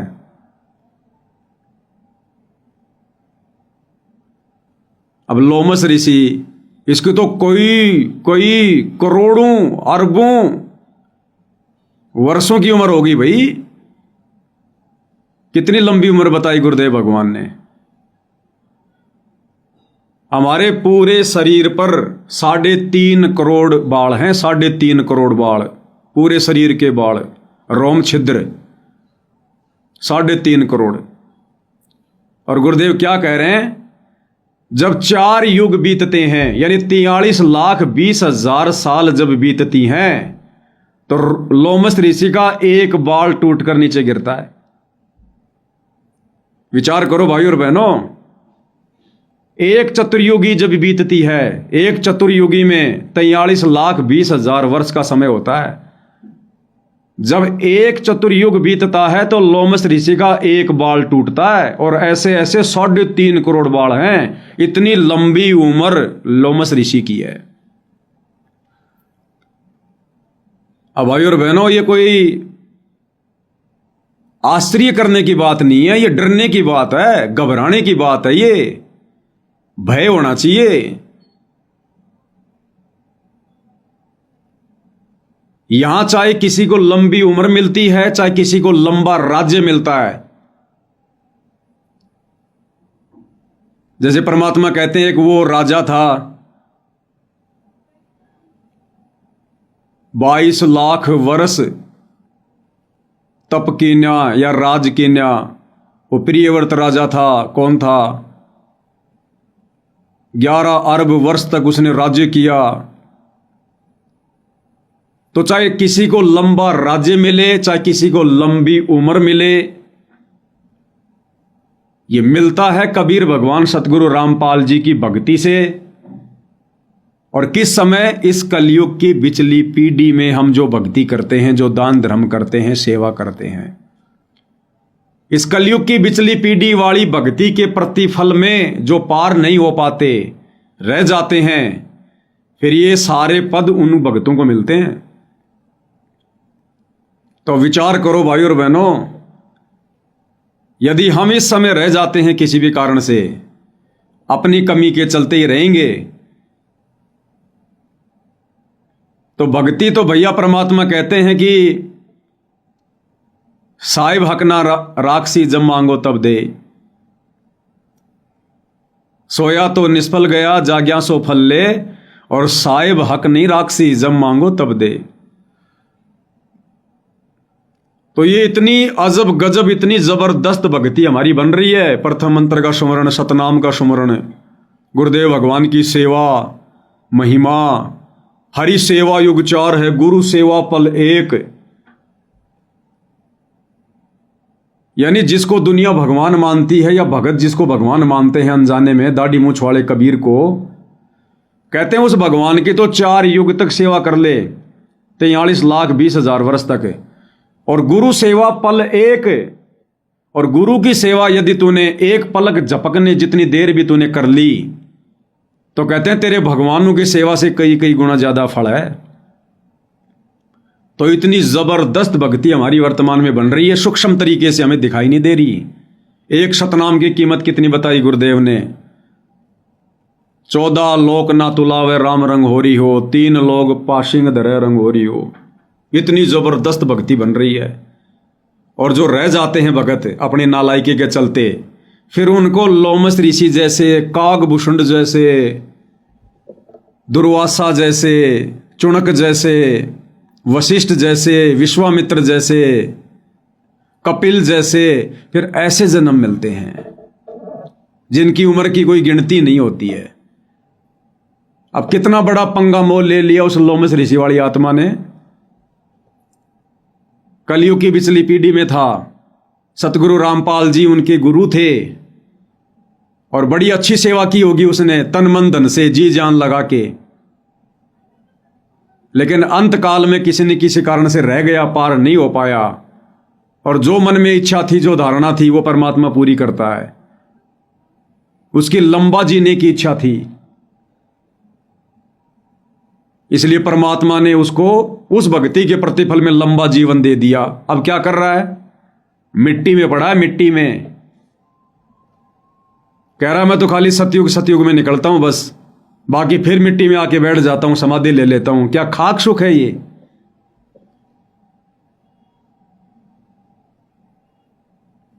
और जब तक उसकी उम्र पूरी होगी, 3.5 करोड़ बाल, और एक बाल टूटता है उसका 43,20,000 वर्ष में। और जब तक 3.5 करोड़ बाल पूरे नहीं टूट लेंगे तब तक वो मुक्त नहीं हो सकता। अब मुक्त तो छोड़ो, सतगुरु की शरण में नहीं आ सकता। और आ भी गया तो पार नहीं हो पाएगा।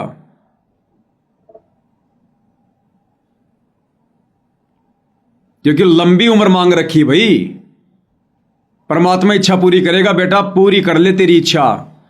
और जब तक उसकी इच्छा पूरी होगी तब तक तो भाई और बहनों ना जाने अरबों खरबों कलयुग की बिचली पीढ़ियां निकल जाएंगी। अरबों खरबों कलयुग की बिचली पीढ़ियां।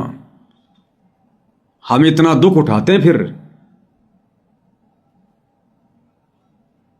इस समय जो आत्मा रह जाती है। अब रामचंद्र जी ने पूछा महाराज जी आप कब आओगे बाहर? बोला भैया मैं सतयुग में आऊंगा। अब आएगा वो, जैसे धर्मदास जी को परमात्मा बाहर निकालेंगे। भाई और बहनों देख लेना, दास ज्ञान आधार से कह रहा है, उसको भी बाहर निकालेगा। अब लोमसरी से भी बाहर निकलेगा। उसने सतयुग में बाहर निकलने की बात कही है। तो असली सतयुग तो अब आएगा 2028 के बाद। असली सतयुग तो अब आएगा। अरे असली सतयुग वो होता है जिसमें सत्य पुरुष खुद धरती पर प्रकट हो, जिसमें सत्य पुरुष खुद धरती पर प्रकट हो। वो सतयुग तो वैसे आएगा जो परमात्मा ने विधान बना रखा है। वो सतयुग, त्रेता, द्वापर, कलयुग, ये तो परमात्मा ने जो है वो सर्कल बना रखा है। वो तो नियम अनुसार आएगा। असली सतयुग अब आएगा, कलयुग में सतयुग। और सत्य पुरुष खुद धरती पर प्रकट सतगुरु रामपाल जी, तो ये है वो असली सतयुग। अब निकालेगा परमात्मा उसको। नहीं तो क्यों बैठा भाई? अरे अहिल्या को परमात्मा ने पत्थर बना दिया, गौतम ऋषि के माध्यम से शराब दिलवाकर पत्थर बना दिया। क्यों बनाया था भाई पत्थर?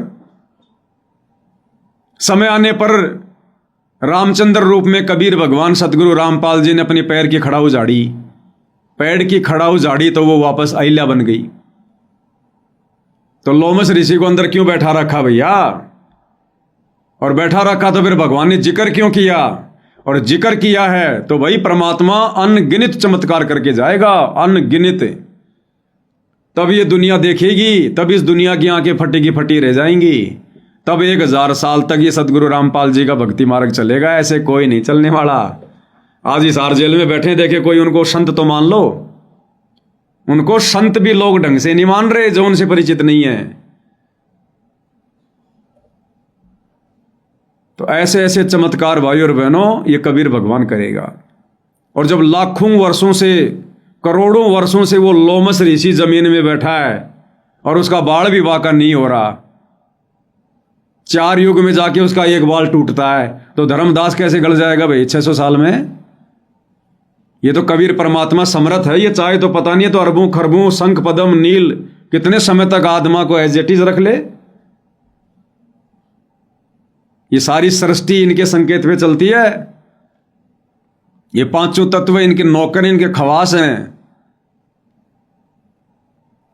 तो अजब गजब लीलाएं होंगी आने वाले समय में भाई और बहनों, अजब गजब लीला। तब गुरुदेव भगवान के सतलोक जाने के बाद हजारों साल तक, लाखों साल तक ये भक्ति मार्ग चलेगा। वरना देख लो 1994 में परमात्मा ने भक्ति मार्ग शुरू किया, 2014 में बरवाला कांड हो गया, और 2014 से आज 2026 सतगुरु रामपाल जी के परिवार ने, उनके भक्तों ने उनके मिशन की ऐसी तैसी कर दी।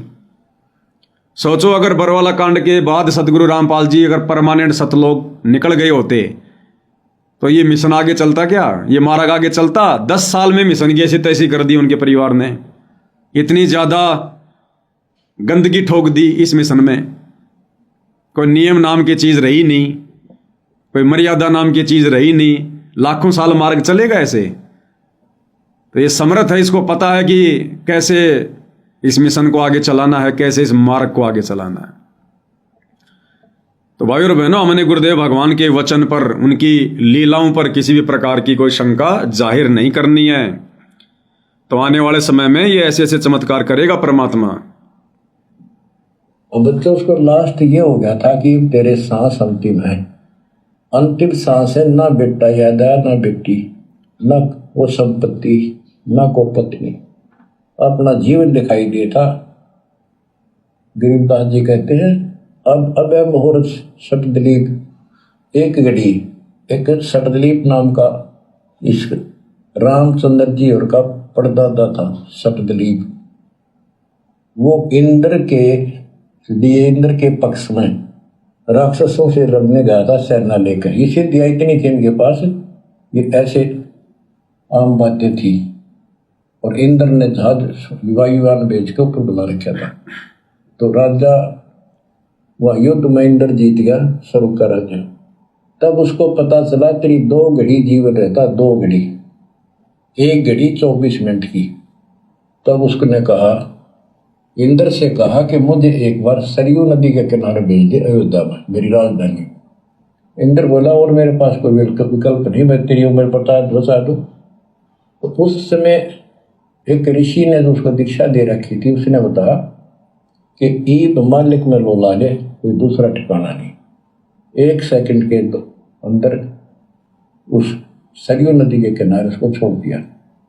2 घड़ी ऐसी लो लगाई, सब कुछ भूल गया भाई। तो ये सिमरण कुछ ही समय का, जहाँ आशा ता बासा हुई। उसकी आशा स्वर्ग की थी, धर्मदास की आशा सतलोक की थी।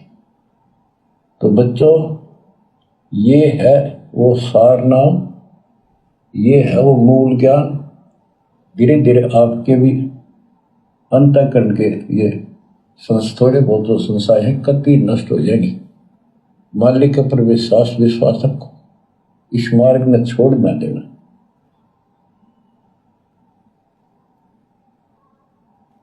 अब तो फिर हम वहां देख कर आए थे जगन्नाथ के उस सारे सिस्टम को, जहाँ मालिक ने वो चबूतरे बैठ कर समुद्र रुका था। वहां एक या उसको सुरक्षित रखने के लिए वहां एक मंदिर नुमा स्थान मणि बना रखी है। क्या करें गुरुदेव, धर्मदास जी की समाधि को सुरक्षित रखवाने के लिए वहां एक मंदिर नुमा गुम्बज बना रखी है और एक कबीर पंथी वहां पर मेहनत रहता है। उसको सुरक्षित रखने के लिए वहां एक मंदिर नुमा स्थान मणि बना रखी है, ताकि वो सुरक्षित रहे। वो पूजा पाजा नहीं उसमें कुछ भी। वहां कबीर पंथी मेहनत रहते और उनको थोड़ा बहुत चढ़ावा से जब से गुजारा कर रहे, वो उसके संरक्षक है, बस इतना। तो परमात्मा ने उसको अभी तक सुरक्षित रखवाया है। नहीं तो कब के लोग ढा ढू देते उसको। गुरुदेव भगवान ने सुरक्षित रखवाया है। अब गुरुदेव भगवान हिसार जेल से बाहर निकलकर जब जगन्नाथ जाएंगे तो वहां कुछ तो चमत्कार दिखाएंगे। वहां पर धर्मदास जी को परमात्मा बाहर निकालेंगे। फिर आमिनी देवी भी अपने पति ना आया तो उसको देखने चली गई। परमात्मा ने फिर उसको भी यही दशा करी कि भगवान मेरा भी ऐसे नहीं छूटा। अब मैं भी छकली और थकली। उसके बाद जब धर्मदास जी वापस नहीं पहुंचे तो धर्मदास जी की धर्मपत्नी आमिनी देवी वो भी चली गई परमात्मा की प्रेरणा से। परमात्मा ने उसको भी प्रेरणा करके और जगन्नाथपुरी बुलवा लिया। और जब उसको पता चला कि ऐसे ऐसे धर्मदास जी को समाधि दे दी गई है तो आमिनी देवी ने कहा कि हे गुरुदेव, हे परमात्मा, मेरे को भी समाधि दे दो। अब भाई आमिनी देवी को समाधि देने का क्या मतलब था भाई? आमिनी तो कोई काम खराब करने वाली नहीं थी। आमिनी को कौन सा परमात्मा ने सार नाम दिया था जो उस मंत्र को आगे बता देती? अगर कोई ये सोचे कि भाई धर्मदास उस मंत्र को आगे बता देता इसलिए परमात्मा ने जिंदा समाधि दे दी, आमिनी देवी किसको मंत्र बताती? आमिनी देवी को तो परमात्मा कहते हैं केवल सतनाम सतनाम दिया था। और उस समय भाई और बहनों कौन सा सतनाम दिया था, क्या सतनाम दिया था तो परमात्मा को पता है। मालिक तो जो मर्जी मंत्र दे दे वही सतनाम है। उस समय तो मंत्र देने ही नहीं थे। ये सतनाम भी किसी को नहीं देना था। जब प्रथम नाम ही परमात्मा ने उस समय पूरा नहीं दिया तो सतनाम कैसे देंगे, सारनाम कैसे देंगे? तो चलो धर्मदास को तो ये सोच लो भैया, अगर वो जिंदा रहता तो पुत्र मोह में आके वो सार नाम बता देता चूड़ामणि को। आमिनी क्या बताती? तो आमिनी को भी जिंदा समाधि देने का क्या मतलब है? परमात्मा दोनों को बाहर निकालेंगे एज इट इज, ऐसे के ऐसे। और कह रखा गुरुदेव भगवान ने सत्संग में कि बच्चों ये भक्ति करते रहो, सतलोक जाओगे, शरीर जाओगे।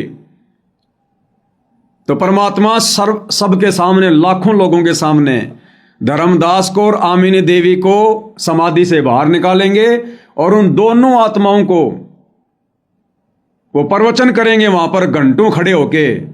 जैसे उस कमाल ने और कमाली ने 1.5-2 घंटे खड़े होके परमात्मा की महिमा गाई थी, ऐसे धर्मदास और आमिनी देवी कई घंटों तक परमात्मा जी का गुणगान करेंगे, महिमा गाएंगे, 650 साल का पूरा इतिहास बताएंगे। और उसके बाद परमात्मा उन दोनों आत्माओं को सबके सामने शरीर सतलोक भेजेंगे। भाई वचन है गुरुदेव का, कह रखा गुरुदेव ने सत्संग में कि बच्चों भक्ति करते रहो, सतलोक जाओगे और शरीर जाओगे। तो परमात्मा शरीर भी भेजेगा भाई। अरे जब 500 साल पहले मीराबाई के चाचा ससुर भवन को, घोड़े को और गुलाम को शरीर विष्णु लोक में भेज दिया था, तो ये तो कलयुग की बिचली पीढ़ी है। ना जाने परमात्मा क्या क्या चमत्कार करेंगे, क्या क्या चमत्कार। ये दुनिया ज्ञानवान से नहीं मानने वाली। ज्ञानवान से तो उनके भगत ही नहीं मान रहे, उनका परिवार ही नहीं मान रहा। ज्ञानवान से तो केवल ये चंद मुट्ठी भर भगत मान पाए हैं, साथ संगति से जुड़े भाई बहन। हमें किन्हीं चमत्कारों की उम्मीद नहीं है। हमें कोई इच्छा नहीं है कि परमात्मा ऐसा चमत्कार दिखाएं, ऐसा चमत्कार करें। या हमारी अंदर से ऐसी कोई इच्छा नहीं है कि भाई हम भी देखेंगे धर्मदास को बाहर कैसे निकालेंगे, फिर हमें विश्वास होगा कि हाँ गुरुजी भगवान है। हमने तो आज ही विश्वास कर लिया। हमारी कोई इच्छा नहीं है धर्मदास को समाधि से निकलते हुए बाहर देखने की, लोमस ऋषि को बाहर निकलते हुए देखने की, या प्रहलाद के लोक में परमात्मा उड़ के जाएंगे दुनिया के सामने। हमें आवश्यकता नहीं है। हमारे अंदर तो रत्ती भर भी इच्छा नहीं है, रत्ती भर भी। हमारी तो एक इच्छा है कि परमात्मा हमें निकाल दे यहां से, सतलोक भेज दे बस परमात्मा। आगे मालिक की मौज है, वो करते रहेंगे चमत्कार जिनके लिए करने होंगे। हमारे लिए चमत्कार कोई खास मायने नहीं रखता। हम तो उनकी ज्ञान आधारी आत्मा है, चमत्कारी आत्मा नहीं है। चमत्कार देखकर तो वो जुड़ेंगे फिर आगे जिन्होंने पार नहीं होना है। तो आमिनी को भी परमात्मा ने जो है जीवित समाधि दी। इसका मतलब दोनों को परमात्मा बाहर निकालेंगे और सह शरीर दोनों को सतलोक भेजेंगे। तभी ये धर्मदास के वंशज सतगुरु रामपाल जी के चरणों में नाक रगड़ेंगे कि हे साहेब हम तो नकली साहिब थे, असली साहिब तो आप हो। फिर आमनी देवी भी अपने पति ना आए तो उसको देखने चली गई। परमात्मा ने फिर उसको भी यही दशा करी कि भगवान मेरा भी ऐसे नहीं छूटा। अब मैं भी छकली और थकली। तो उन दोनों की यादगार वहां आज भी जुड़ी हुई है। बच्चों, ये था उस समय जब धर्मदास से अतिरिक्त कोई भी सच्चे ज्ञान को सुनने वाला सुनाने वाला नहीं था। और आज आपके लिए तक परमात्मा ने खजाना खोल दिया। बच्चा बच्चा एक दूसरे को सपोर्ट करता है। परमात्मा ने ये कहा, परमात्मा ने ये कहा, ये प्रमाण है। आपको मोक्ष में कोई दिक्कत नहीं आने की। क्या कह रहे हैं गुरुदेव कि धर्मदास जी में थोड़ी बहुत कमी इसलिए रह गई क्योंकि उस समय इस ज्ञान को बताने वाला दूसरा कोई था ही नहीं। चर्चा करे तो किसके सामने करे, और बिना ज्ञान चर्चा के, बिना साथ संगति के दृढ़ता नहीं आ सकती। और आज गुरुदेव भगवान कह रहे हैं कि बच्चों, आज बच्चे बच्चे की जुबान पर, आज बच्चा बच्चा एक दूसरे को सपोर्ट करता कि गुरुजी ने ये कहा, गुरुजी ने ये कहा, गुरुजी ने वो कहा। आज बच्चा बच्चा सपोर्ट करता है। अब विचार करो भाई और बहनों, काल के दूत कौन है वर्तमान में? गुरुदेव कह रहे हैं आज बच्चा बच्चा सपोर्ट करता कि गुरुजी ने ये कहा, गुरुजी ने वो कहा। तो ये जो लाइव वीडियो चल रहा है, ये वही तो ज्ञान प्रचार हो रहा है। ये गुरु की महिमाएं तो हो रही है, गुणगानित हो रहा है। परमात्मा तो यही चाहते हैं कि इस ज्ञान को बच्चा बच्चा जन जन तक पहुंचाए। और सोशल मीडिया किस लिए दी भगवान ने? हमारे को ज्यादा मेहनत ना करनी पड़े, किसी के साथ में कोई ज्यादा वाद विवाद ना करना पड़े। सोशल मीडिया पर हजारों लाखों लोग जुड़ेंगे, देखेंगे, जिसको समझ में आएगा ज्ञान ग्रहण कर लेगा, नहीं तो चला जाएगा। और आज इस ज्ञान प्रचार का सबसे ज्यादा विरोध कौन कर रहा है? सतलोक आश्रम, गुरु जी का परिवार, ये कोऑर्डिनेटर। अरे मैं पवन दास और हम सत्सेवक भाई बहन, हम कोई आसाराम का प्रचार नहीं करते, राम रहीम का नहीं करते। कबीर भगवान सतगुरु रामपाल जी का कर रहे हैं दिन रात, उन्हीं के द्वारा दी गई सोशल मीडिया पर। और सबसे ज्यादा विरोध कौन कर रहा है? गुरु का परिवार। गुरु जी तो कह रहे हैं कि बच्चा बच्चा सपोर्ट कर रहा है। और जब यहां पर साथ संगति के माध्यम से जब ये सपोर्ट लोगों को मिल रहा है तो गुरु जी का परिवार दुखी हो रहा है, आश्रम वाले दुखी हो रहे हैं कि ये लाइव क्यों आ रहे हैं, वीडियो क्यों बना रहे हैं। और ये साथ संगति को रुकवाने का प्रयास करते हैं, मुकदमे करवाते हैं, जेल भिजवाते हैं, मारपीट करते हैं। तो असल में काल के दूत कौन हुए भाई और बहनों? जबकि इस ज्ञान का तो जितना ज्यादा प्रचार हो, जितना ज्यादा प्रसार हो, उतना अच्छा है। और सोशल मीडिया से बढ़िया मंच कोई नहीं हो सकता। आप सारा दिन में 10 ज्ञान गंगा पुस्तक नहीं बेच पाओगे ढंग से। और कितना भागोगे, कितना दौड़ोगे, कितने आप जी ये पसीने बहाओगे। और सोशल मीडिया के ऊपर घर बैठे बैठे हजारों लोग आपको देख रहे हैं, हजारों। ना कोई वाद विवाद करने वाला, ना कोई तर्क वितर्क करने वाला। असली ज्ञान प्रचार सोशल मीडिया है। सोशल मीडिया क्योंकि भगवान ने सबकी जेब में मोबाइल डाल दिए, झोपड़ी झोपड़ी में मोबाइल हो गए, बच्चे बच्चे के पास मोबाइल हो गए। और विरोध कौन कर रहा है? गुरु का परिवार। जबकि उनको पता अच्छे से कि हम साथ संगति वाले भाई बहन हम क्या कर रहे हैं। हम गुरु को परमात्मा मानने वाले जीव हैं, हम ज्ञान आधारी जीव हैं, हमारा लक्ष्य केवल मोक्ष प्राप्ति है। लेकिन काल नहीं चाहता ना। तो सबसे ज्यादा विरोध साथ संगति का किसने किया? साथ संगति बोले तो सतगुरु रामपाल जी का असली मिशन, सतगुरु रामपाल जी का यथार्थ मोक्ष मिशन। तो काल ने तो भक्तों के कर्म फुड़वाने से मतलब है, कर्म फुड़वाने से। ये नकली साधु संतों का भी इतना विरोध नहीं करते जितना साथ संगति का करते हैं सतलोक आश्रम वाले। तो गुरु तो कह रहा है कि आज वर्तमान में बच्चा बच्चा सपोर्ट कर रहा है कि गुरुजी ने ये कहा, गुरुजी ने वो कहा। तो हम सारा दिन लाइव आकर यही तो बताते हैं कि गुरुजी ने सत्संग में ये बताया, गुरुजी ने इस पुस्तक में ये बताया। और आश्रम वालों को दर्द होता है। तो ये गुरुजी के ज्ञान प्रचारक हैं या गुरुजी के ज्ञान विरोधक हैं सतलोक आश्रम वाले? तो ये हैं वो असली काल के दूत भाई और बहनों, असली काल के दूत। तो इन आश्रमों में जाने वाली संगत से प्रार्थना, भैया निकल जाओ इनसे बाहर। कुछ नहीं मिलेगा तुम्हें वहां पर, कुछ नहीं मिलेगा। तुम सोच रहे हो हमारी भक्ति बन रही है, तुम सबकी मर्यादा खंडित है। तुम्हारी जो पिछली भक्ति है वो भी धीरे धीरे पंचर हो रही है, आगे की भक्ति तो छोड़ो। तुम सबके जो कनेक्शन है वो कटे हुए हैं। जब गुरु के परिवार का कनेक्शन ठीक नहीं है, केवल अपनी बैटरी खा रहे हैं, अपनी मलाई खा रहे हैं पिछली, और कब बैटरी डिस्चार्ज हो जाए, कब दुर्गति हो जाए, कोई भरोसा नहीं इनका। तभी तो आए दिन इनके कोऑर्डिनेटर कुत्ते वाली मौत मर रहे हैं, अकाल मौत मर रहे हैं। तो आश्रमों से जुड़े नादान भगत भाई बहनों से प्रार्थना है, परमात्मा चाहिए तो साथ संगति से जुड़ जाओ, दूसरा तरीका नहीं है। चाहे कहीं धक्के खा लेना, समय रहते आ जाओगे अच्छी बात है, नहीं तो कमर तुड़वा के आओगे। अगर भक्ति करनी है तो जुड़ना यही पड़ेगा। नियम मर्यादा भक्ति क्रिया यही होगी जो साथ संगत वाले भाई बहन कर रहे हैं।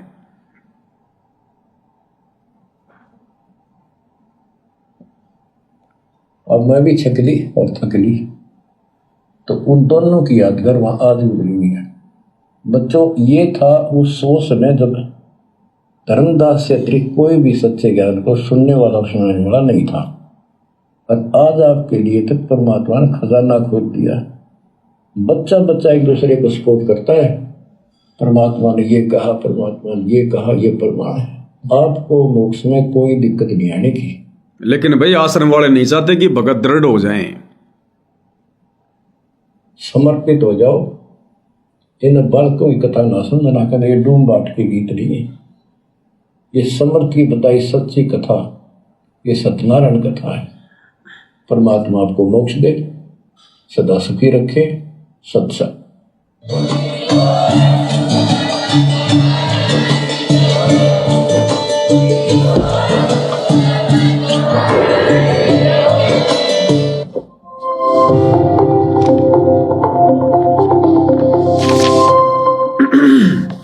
तो भाई और बहनों, आज पूज्य गुरुदेव भगवान के आशीर्वाद से धर्मदास जी की जो कथा है उसका समापन हो गया है। कल हम विशेष संदेश नंबर 31 पर चलेंगे। अब अंत में गुरुदेव भगवान की महिमा में एक शब्द समर्पित करेंगे।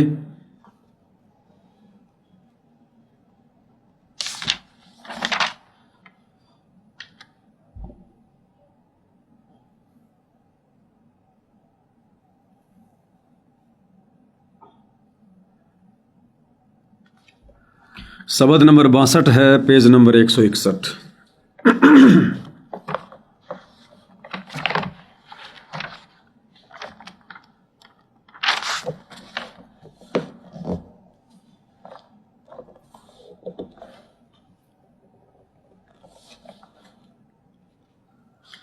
बंदी छोड़ सतगुरु रामपाल जी परमेश्वर जी की जय हो। सत्संग में आवे कोई सूरा, जो है भागा का पूरा। सत्संग में आवे कोई सूरा, जो है भागा का पूरा। भागा का पूरा रे वो तो किस्मत का पूरा। भागा का पूरा रे वो तो किस्मत का पूरा। आवेगा सत्संग में कोई सूरा, जो है भागा का पूरा। कि सत्संग में कोई सूरवीर आत्मा ही आ सकती है। अब सूरवीर का मतलब ये नहीं जो किसी को मार दे, पीट दे, गोली से मार दे, उसको सूरवीर नहीं कहते। वो तो असल में कायर है। भक्ति मार्ग में सूरवीर उसको कहते हैं जो संघर्ष करता है अपनी भक्ति बचाने के लिए, अपनी मर्यादा बचाने के लिए, अपने गुरु के वचन को निभाने के लिए। उसको भक्ति मार्ग में सूरवीर की संज्ञा दी गई है। और आम समाज में सूरवीर लोग उसको मानते हैं जो दुश्मनों को मार दे, किसी की तलवार से गर्दन उतार दे युद्ध के मैदान में। वो सूरवीर हैं, लेकिन वो अध्यात्म के सूरवीर नहीं है। विषयों की रेही साधो मुख नहीं लावे। विषयों की रेही साधो मुख नहीं लावे। खावे राम नाम की वो बुरा, जो है भागा का पूरा। बागा का पूरा रे वो तो किस्मत का पूरा, आवेगा सत्संग में कोई सूरा, जो है बागा का पूरा। क्या कह रहे हैं गुरुदेव? विषयों की रेही सादो मुख नहीं लावे। जो सूरवीर होगा, भक्ति मार्ग का सूरवीर होगा, वो विषय विकारों की तरफ, काम क्रोध लोभ मद अहंकार, इनकी तरफ मुंह करके भी नहीं सोएगा। विषयों की रेही सादो मुख नहीं लावे, खावे राम नाम की वो बूरा। बूरा यानी खांड शक्कर, वो तो राम नाम की बूरा। जो भक्ति उसके गुरुजी ने दे दी है, उसको मर्यादा में रह के दिन रात करेगा, विषयों की तरफ झांक के भी नहीं देखेगा। कहते हैं वो है असल में सूरवीर। दुनिया वाले तो सादो आनंद मनावे, दुनिया वाले तो सादो आनंद मनावे, वो रह जानो कुछ खोरिया, वो है बागा का पूरा। बागा का पूरा रे वो तो किस्मत का पूरा, आवेगा सत्संग में कोई सूरा, जो है बागा का पूरा। दुनिया वाले तो सादो आनंद मनावें। अब दुनिया वालों को तो भाई और बहनों तत्व ज्ञान नहीं, सच्चा सतगुरु प्राप्त नहीं। वो तो काल की व्यवस्था कोई उत्तम व्यवस्था मानकर जी रहे हैं बेचारे, कि पैसा कमा लो, बड़ा मकान बना लो, बड़ी गाड़ी ले आओ, बढ़िया घर में बच्चों की शादी कर दो हैं, और फिर लोग दिखावा करो। तो दुनिया वाले तो तत्व ज्ञान के अभाव में यहाँ पर आनंद मना रहे हैं। और जो सूरवीर होता है सतगुरु का, जो भगत होता है, वो क्या करता है? वो रह जानो कुछ खूरिया। खूरिया यानी कुछ गुम हो गया हो। वो सतगुरु का सच्चा सेवक, जिसको अध्यात्म में सूरवीर की संज्ञा दी गई है, जो तत्व ज्ञान से परिचित होता है, वो काल के लोक में आनंद नहीं मनाता। वो रह जानो कुछ खूरिया, वो ऐसे गुमसुम सा रहेगा, उदास उदास सा रहेगा, उन्मुन उन्मुन रहेगा, जैसे उसका कुछ खो गया हो। यानी भगत काल की व्यवस्था में नहीं सड़ता। भगत को ये तत्व ज्ञान लेने के बाद में चिंता हो जाती, उसको भय हो जाता फिर कि हे परमात्मा, ऐसा गंदा लोक, ऐसी गंदी व्यवस्था, अगर मेरा पैर फिसल गया तो लक 84 में जाऊंगा, अनंत बार गधा कुत्ता शूर बनूंगा, तपस्या पे जाऊंगा, भूना जाऊंगा। तो वो अपनी आत्मा के कल्याण को ध्यान में रखकर वो बिल्कुल चिंतित सा रहता है। जैसे आदरणीय नानक जी के बारे में गुरुदेव ने बताया कि साध मिले साड़ी सादी होंदी, विछड़ जा दिलगिरी वे, अख दे नानक सुनो जिहाना, मुश्किल हाल फकीरी वे। और ना जाने काल की गर डारे, किस विदल जा पाशावे, और जिना दे सरते मौत खुड़क दी, उन्हानु केड़ा हाशावे।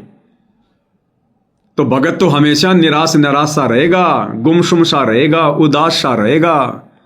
ये ज्ञान समझ में आने के बाद भाई और बहनों, भगत की रुचि अपने खुद के घर वालों से भी ज्यादा बात करने की नहीं बनेगी। यार दोस्त रिश्तेदारों के साथ में तो गपशप मारना बहुत दूर की बात है। भगत एकांत में रहना पसंद करेगा। भगतों की आवश्यकता भी उस समय तक पड़ती है जब भगत को ज्ञान पूरा नहीं होता, और जब भगत पूरी तरह से परिचित हो जाता है, उसके बाद भगत सोचता है कि ज्यादा भगतों के बीच में रहना भी उचित नहीं है, समय की बर्बादी होगी, सुमरण अच्छे से नहीं हो पाएगा। तो भगत तो ये ज्ञान होने के बाद में एकांत प्रिय रहना पसंद करेगा, एकांत प्रिय। तो कहते हैं वो रह जानो कुछ खूरिया। भगत तो ऐसे रहेगा जैसे उसका कुछ खो गया हो। लल्लो पत्तों की साधो भगति वो छोड़े, लल्लो पत्तों की साधो भगति वो छोड़े, छोड़े जो गुरु हो अधूरा, वो तो भागा का पूरा। भागा का पूरा रे वो तो किस्मत का पूरा, आवेगा सत्संग में कोई सूरा, जो है भागा का पूरा। लल्लो पत्तों की साधो भक्ति वो छोड़े, इस काल लोक की घटिया साधना को ज्ञान होते तुरंत त्याग देगा। ये लल्लो पत्तों की भक्ति है, ब्रह्मा विष्णु महेश तक की भक्ति, काल और दुर्गा की भक्ति, ये ब्रह्म भक्ति तुरंत त्याग देगा, तुरंत छोड़ देगा जो सतगुरु का सूरवीर होगा। और छोड़े जो गुरु हो अधूरा, और जो आधा अधूरा गुरु होता है ना, उसको तुरंत त्याग देगा, तुरंत। डूबे थे पर उबरे गुरु के ज्ञान चमक, बेड़ा देखा जरजरा उत्तर चले फड़क। ज्ञानकार गांव का चमका सा होता है जो सतगुरु का सूरमा होता है। तीर्थ व्रत को साधो मन नहीं चावे, तीर्थ व्रत को साधो मन नहीं चावे। चावे सतगुरु चरणों की वो धूरा, वो है भागा का पूरा। भागा का पूरा रे वो तो किस्मत का पूरा, आवेगा सत्संग में कोई सूरा, जो है भागा का पूरा। सतगुरु का सतज्ञान होने के बाद कहते हैं फिर वो तीर्थ व्रत, ये ओछी साधना, घटिया साधना, आदि अधूरी काल ब्रह्म की साधना, 3 लोक तक की आदि अधूरी साधना, इसको तुरंत त्याग देगा। और चावे सतगुरु चरणों की वो धूरा, वो तो अपने सतगुरुदेव भगवान के चरणों की धूल चाहेगा। अब सतगुरु के चरणों की धूल क्या है? सतगुरु के द्वारा दी भक्ति मर्यादा में रह के करना, सतगुरु सेवा करना, ये सतगुरु के चरणों की धूल है। यानी उसका ध्यान सदा अपने गुरुदेव की भक्ति में, उनके चरणों में रहेगा। सांग सनी मां साधो कब हूं ना देखे, सांग सनी मां साधो कब हूं ना देखे। देखे वो घटे ही माही जहूरा, वो है भागा का पूरा। भागा का पूरा रे वो तो किस्मत का पूरा, आवेगा सत्संग में कोई सूरा, जो है भागा का पूरा। फिर जो सतगुरु का सूरवीर भगत होता है, उसकी क्या खासियत है, क्या उसकी पहचान है?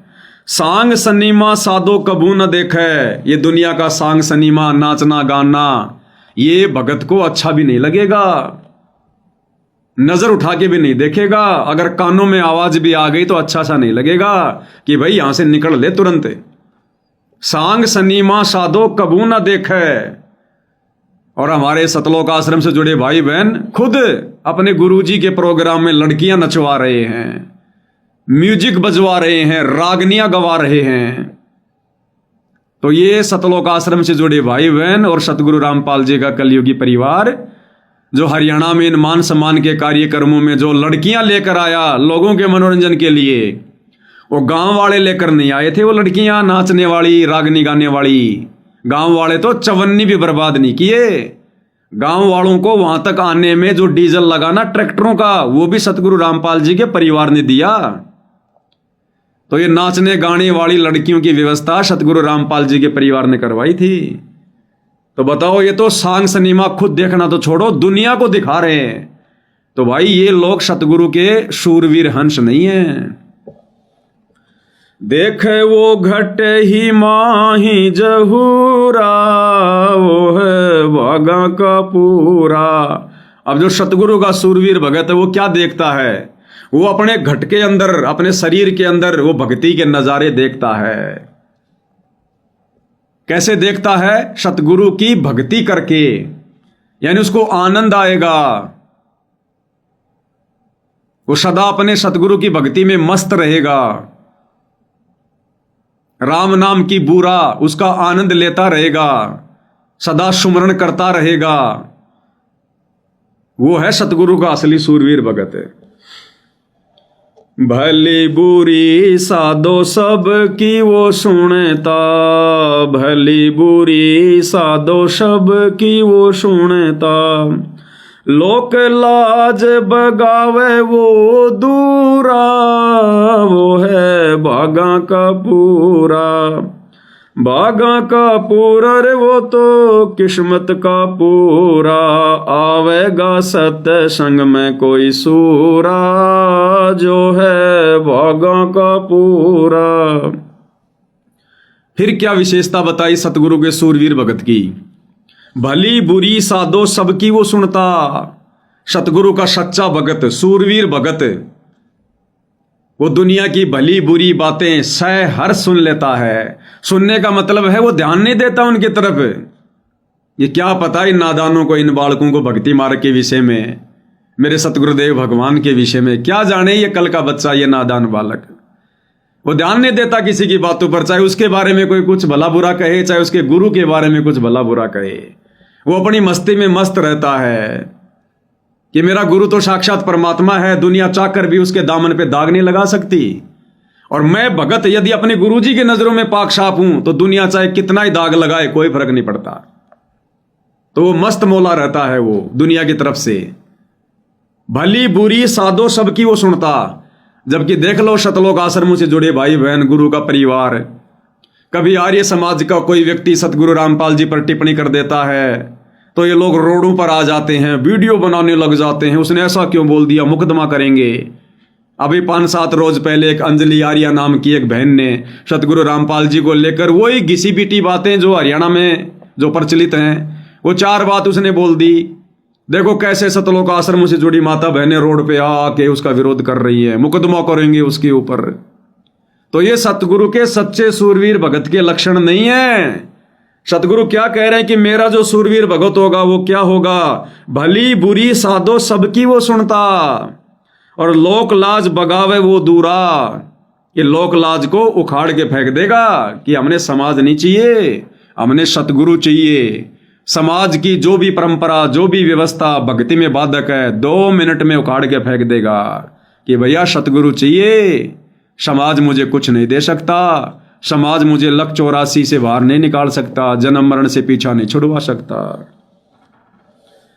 ढोले डरामे साधो जग के ना सुनता, ढोले डरामे साधो जग के ना सुनता, सुने वो अनहद तूरा, जो है बागा का पूरा।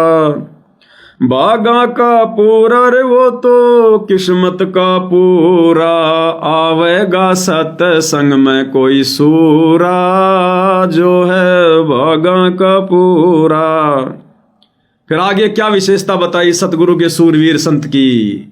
ढोल ड्रामे साधो जग के ना सुनता। ये दुनियादारी के ढोल ड्रामे, नाचने गाने बजाने, इसमें भगत की रुचि नहीं होती है। और सतलोक आश्रमों से जुड़े भाई बहन, गुरु का परिवार, ये तो सतलोक आश्रमों में भी फिल्में बना बना के, गाने लगा लगा के, बैकग्राउंड में म्यूजिक लगा लगा के और भक्तों को सुना रहे हैं। अन्नपूर्णा मुहिम की रागनियां बनवा बनवा के, गाने बनवा बनवा के, गुरुजी के प्रोग्राम में बाहर से लड़कियां लाकर उनसे रागनी गवाई जा रही है, उनसे डांस करवाया जा रहा है। ये लोग सतगुरु के सूरवीर हंस नहीं हैं। ये पहचान बता रहे हैं गुरुदेव भगवान। ढोल ड्रामे साधो जग के न सुनता। इनके तो सतलोक आश्रमों में जगत वाले 150 ट्रैक्टर लेके ढोल बाजे बजाते हुए आते हैं और उनका ये सतलोक आश्रम वाले, गुरु का परिवार, उनका स्वागत कर रहे हैं। वो मदीना गांव से वो नकली, वो कबीर पंथी स्वदेश 150 ट्रैक्टर लेके आया मदीना गांव से, ढोल बाजे बजाता हुआ आया सतलोक आश्रम धनाना के अंदर भी ढोल बाजे बजवाए। और गुरु का परिवार उन नकली कबीर पंथियों को, जो सतगुरु रामपाल जी के सबसे ज्यादा घोर विरोधी, जिन्होंने सबसे ज्यादा उनकी आत्माओं को फंसा रखा है, सतगुरु का परिवार उनको पगड़ी पहनाकर, साफा पहनाकर, शॉल पहनाकर उन काल के दूतों का स्वागत कर रहा है और बैंड बाजे आश्रम के अंदर बजवा रहा है। तो भाई ये सतगुरु के सूरवीर हंस नहीं है। ढोल ड्रामे साधो जग के न सुनता, सुने वो अनहद तूरा, जो है बागा का पूरा। सतगुरु का हंस क्या सुनेगा? अनहद तूरा। अनहद, वो तो भैया सतनाम का जाप करेगा श्वास श्वास में, और सतनाम के जाप से फिर एक समय ऐसा आएगा उसके घट के अंदर ही उसे वो अनहद बाजा बजता हुआ दिखाई देगा। अब इसमें बहुत सारी बातें भाई और बहनों गुरुदेव ने क्लियर किया हुआ है। ये सबके साथ में घटना नहीं घटित होती है, ध्यान रखना। ये बहुत जल्दी उन आत्माओं के साथ में होता है जिनके पूर्व जन्म की भक्ति कमाई ज्यादा होती है, जिसके प्रतिफल में उसे वो अनहद धुन सुनाई देने लगती है। लेकिन गुरुदेव ने बताया कि जब तक हम इस शरीर में हैं और यदि हमें सतनाम के जाप से या प्रथम नाम के जाप से वो बाजा बजता हुआ वो झिंगे जैसी धुन सुनाई देती है, तो इसमें कोई खुशी जाहिर करने की बात नहीं है। इस पिंड के अंदर काल तक की ही धुन सुनाई देगी, तो ये कोई बड़ी बात नहीं है। और जिसको नहीं सुनाई दे रही है तो गुरुदेव कहते हैं कि उसने चिंता करने की जरूरत नहीं है, उसने अपनी भक्ति पर ध्यान देना है। मोक्ष मंत्र से होगा, मोक्ष सुमरण से होगा, मोक्ष मर्यादित भक्ति से होगा, चाहे बाजे बजे चाहे बाजे ना बजे।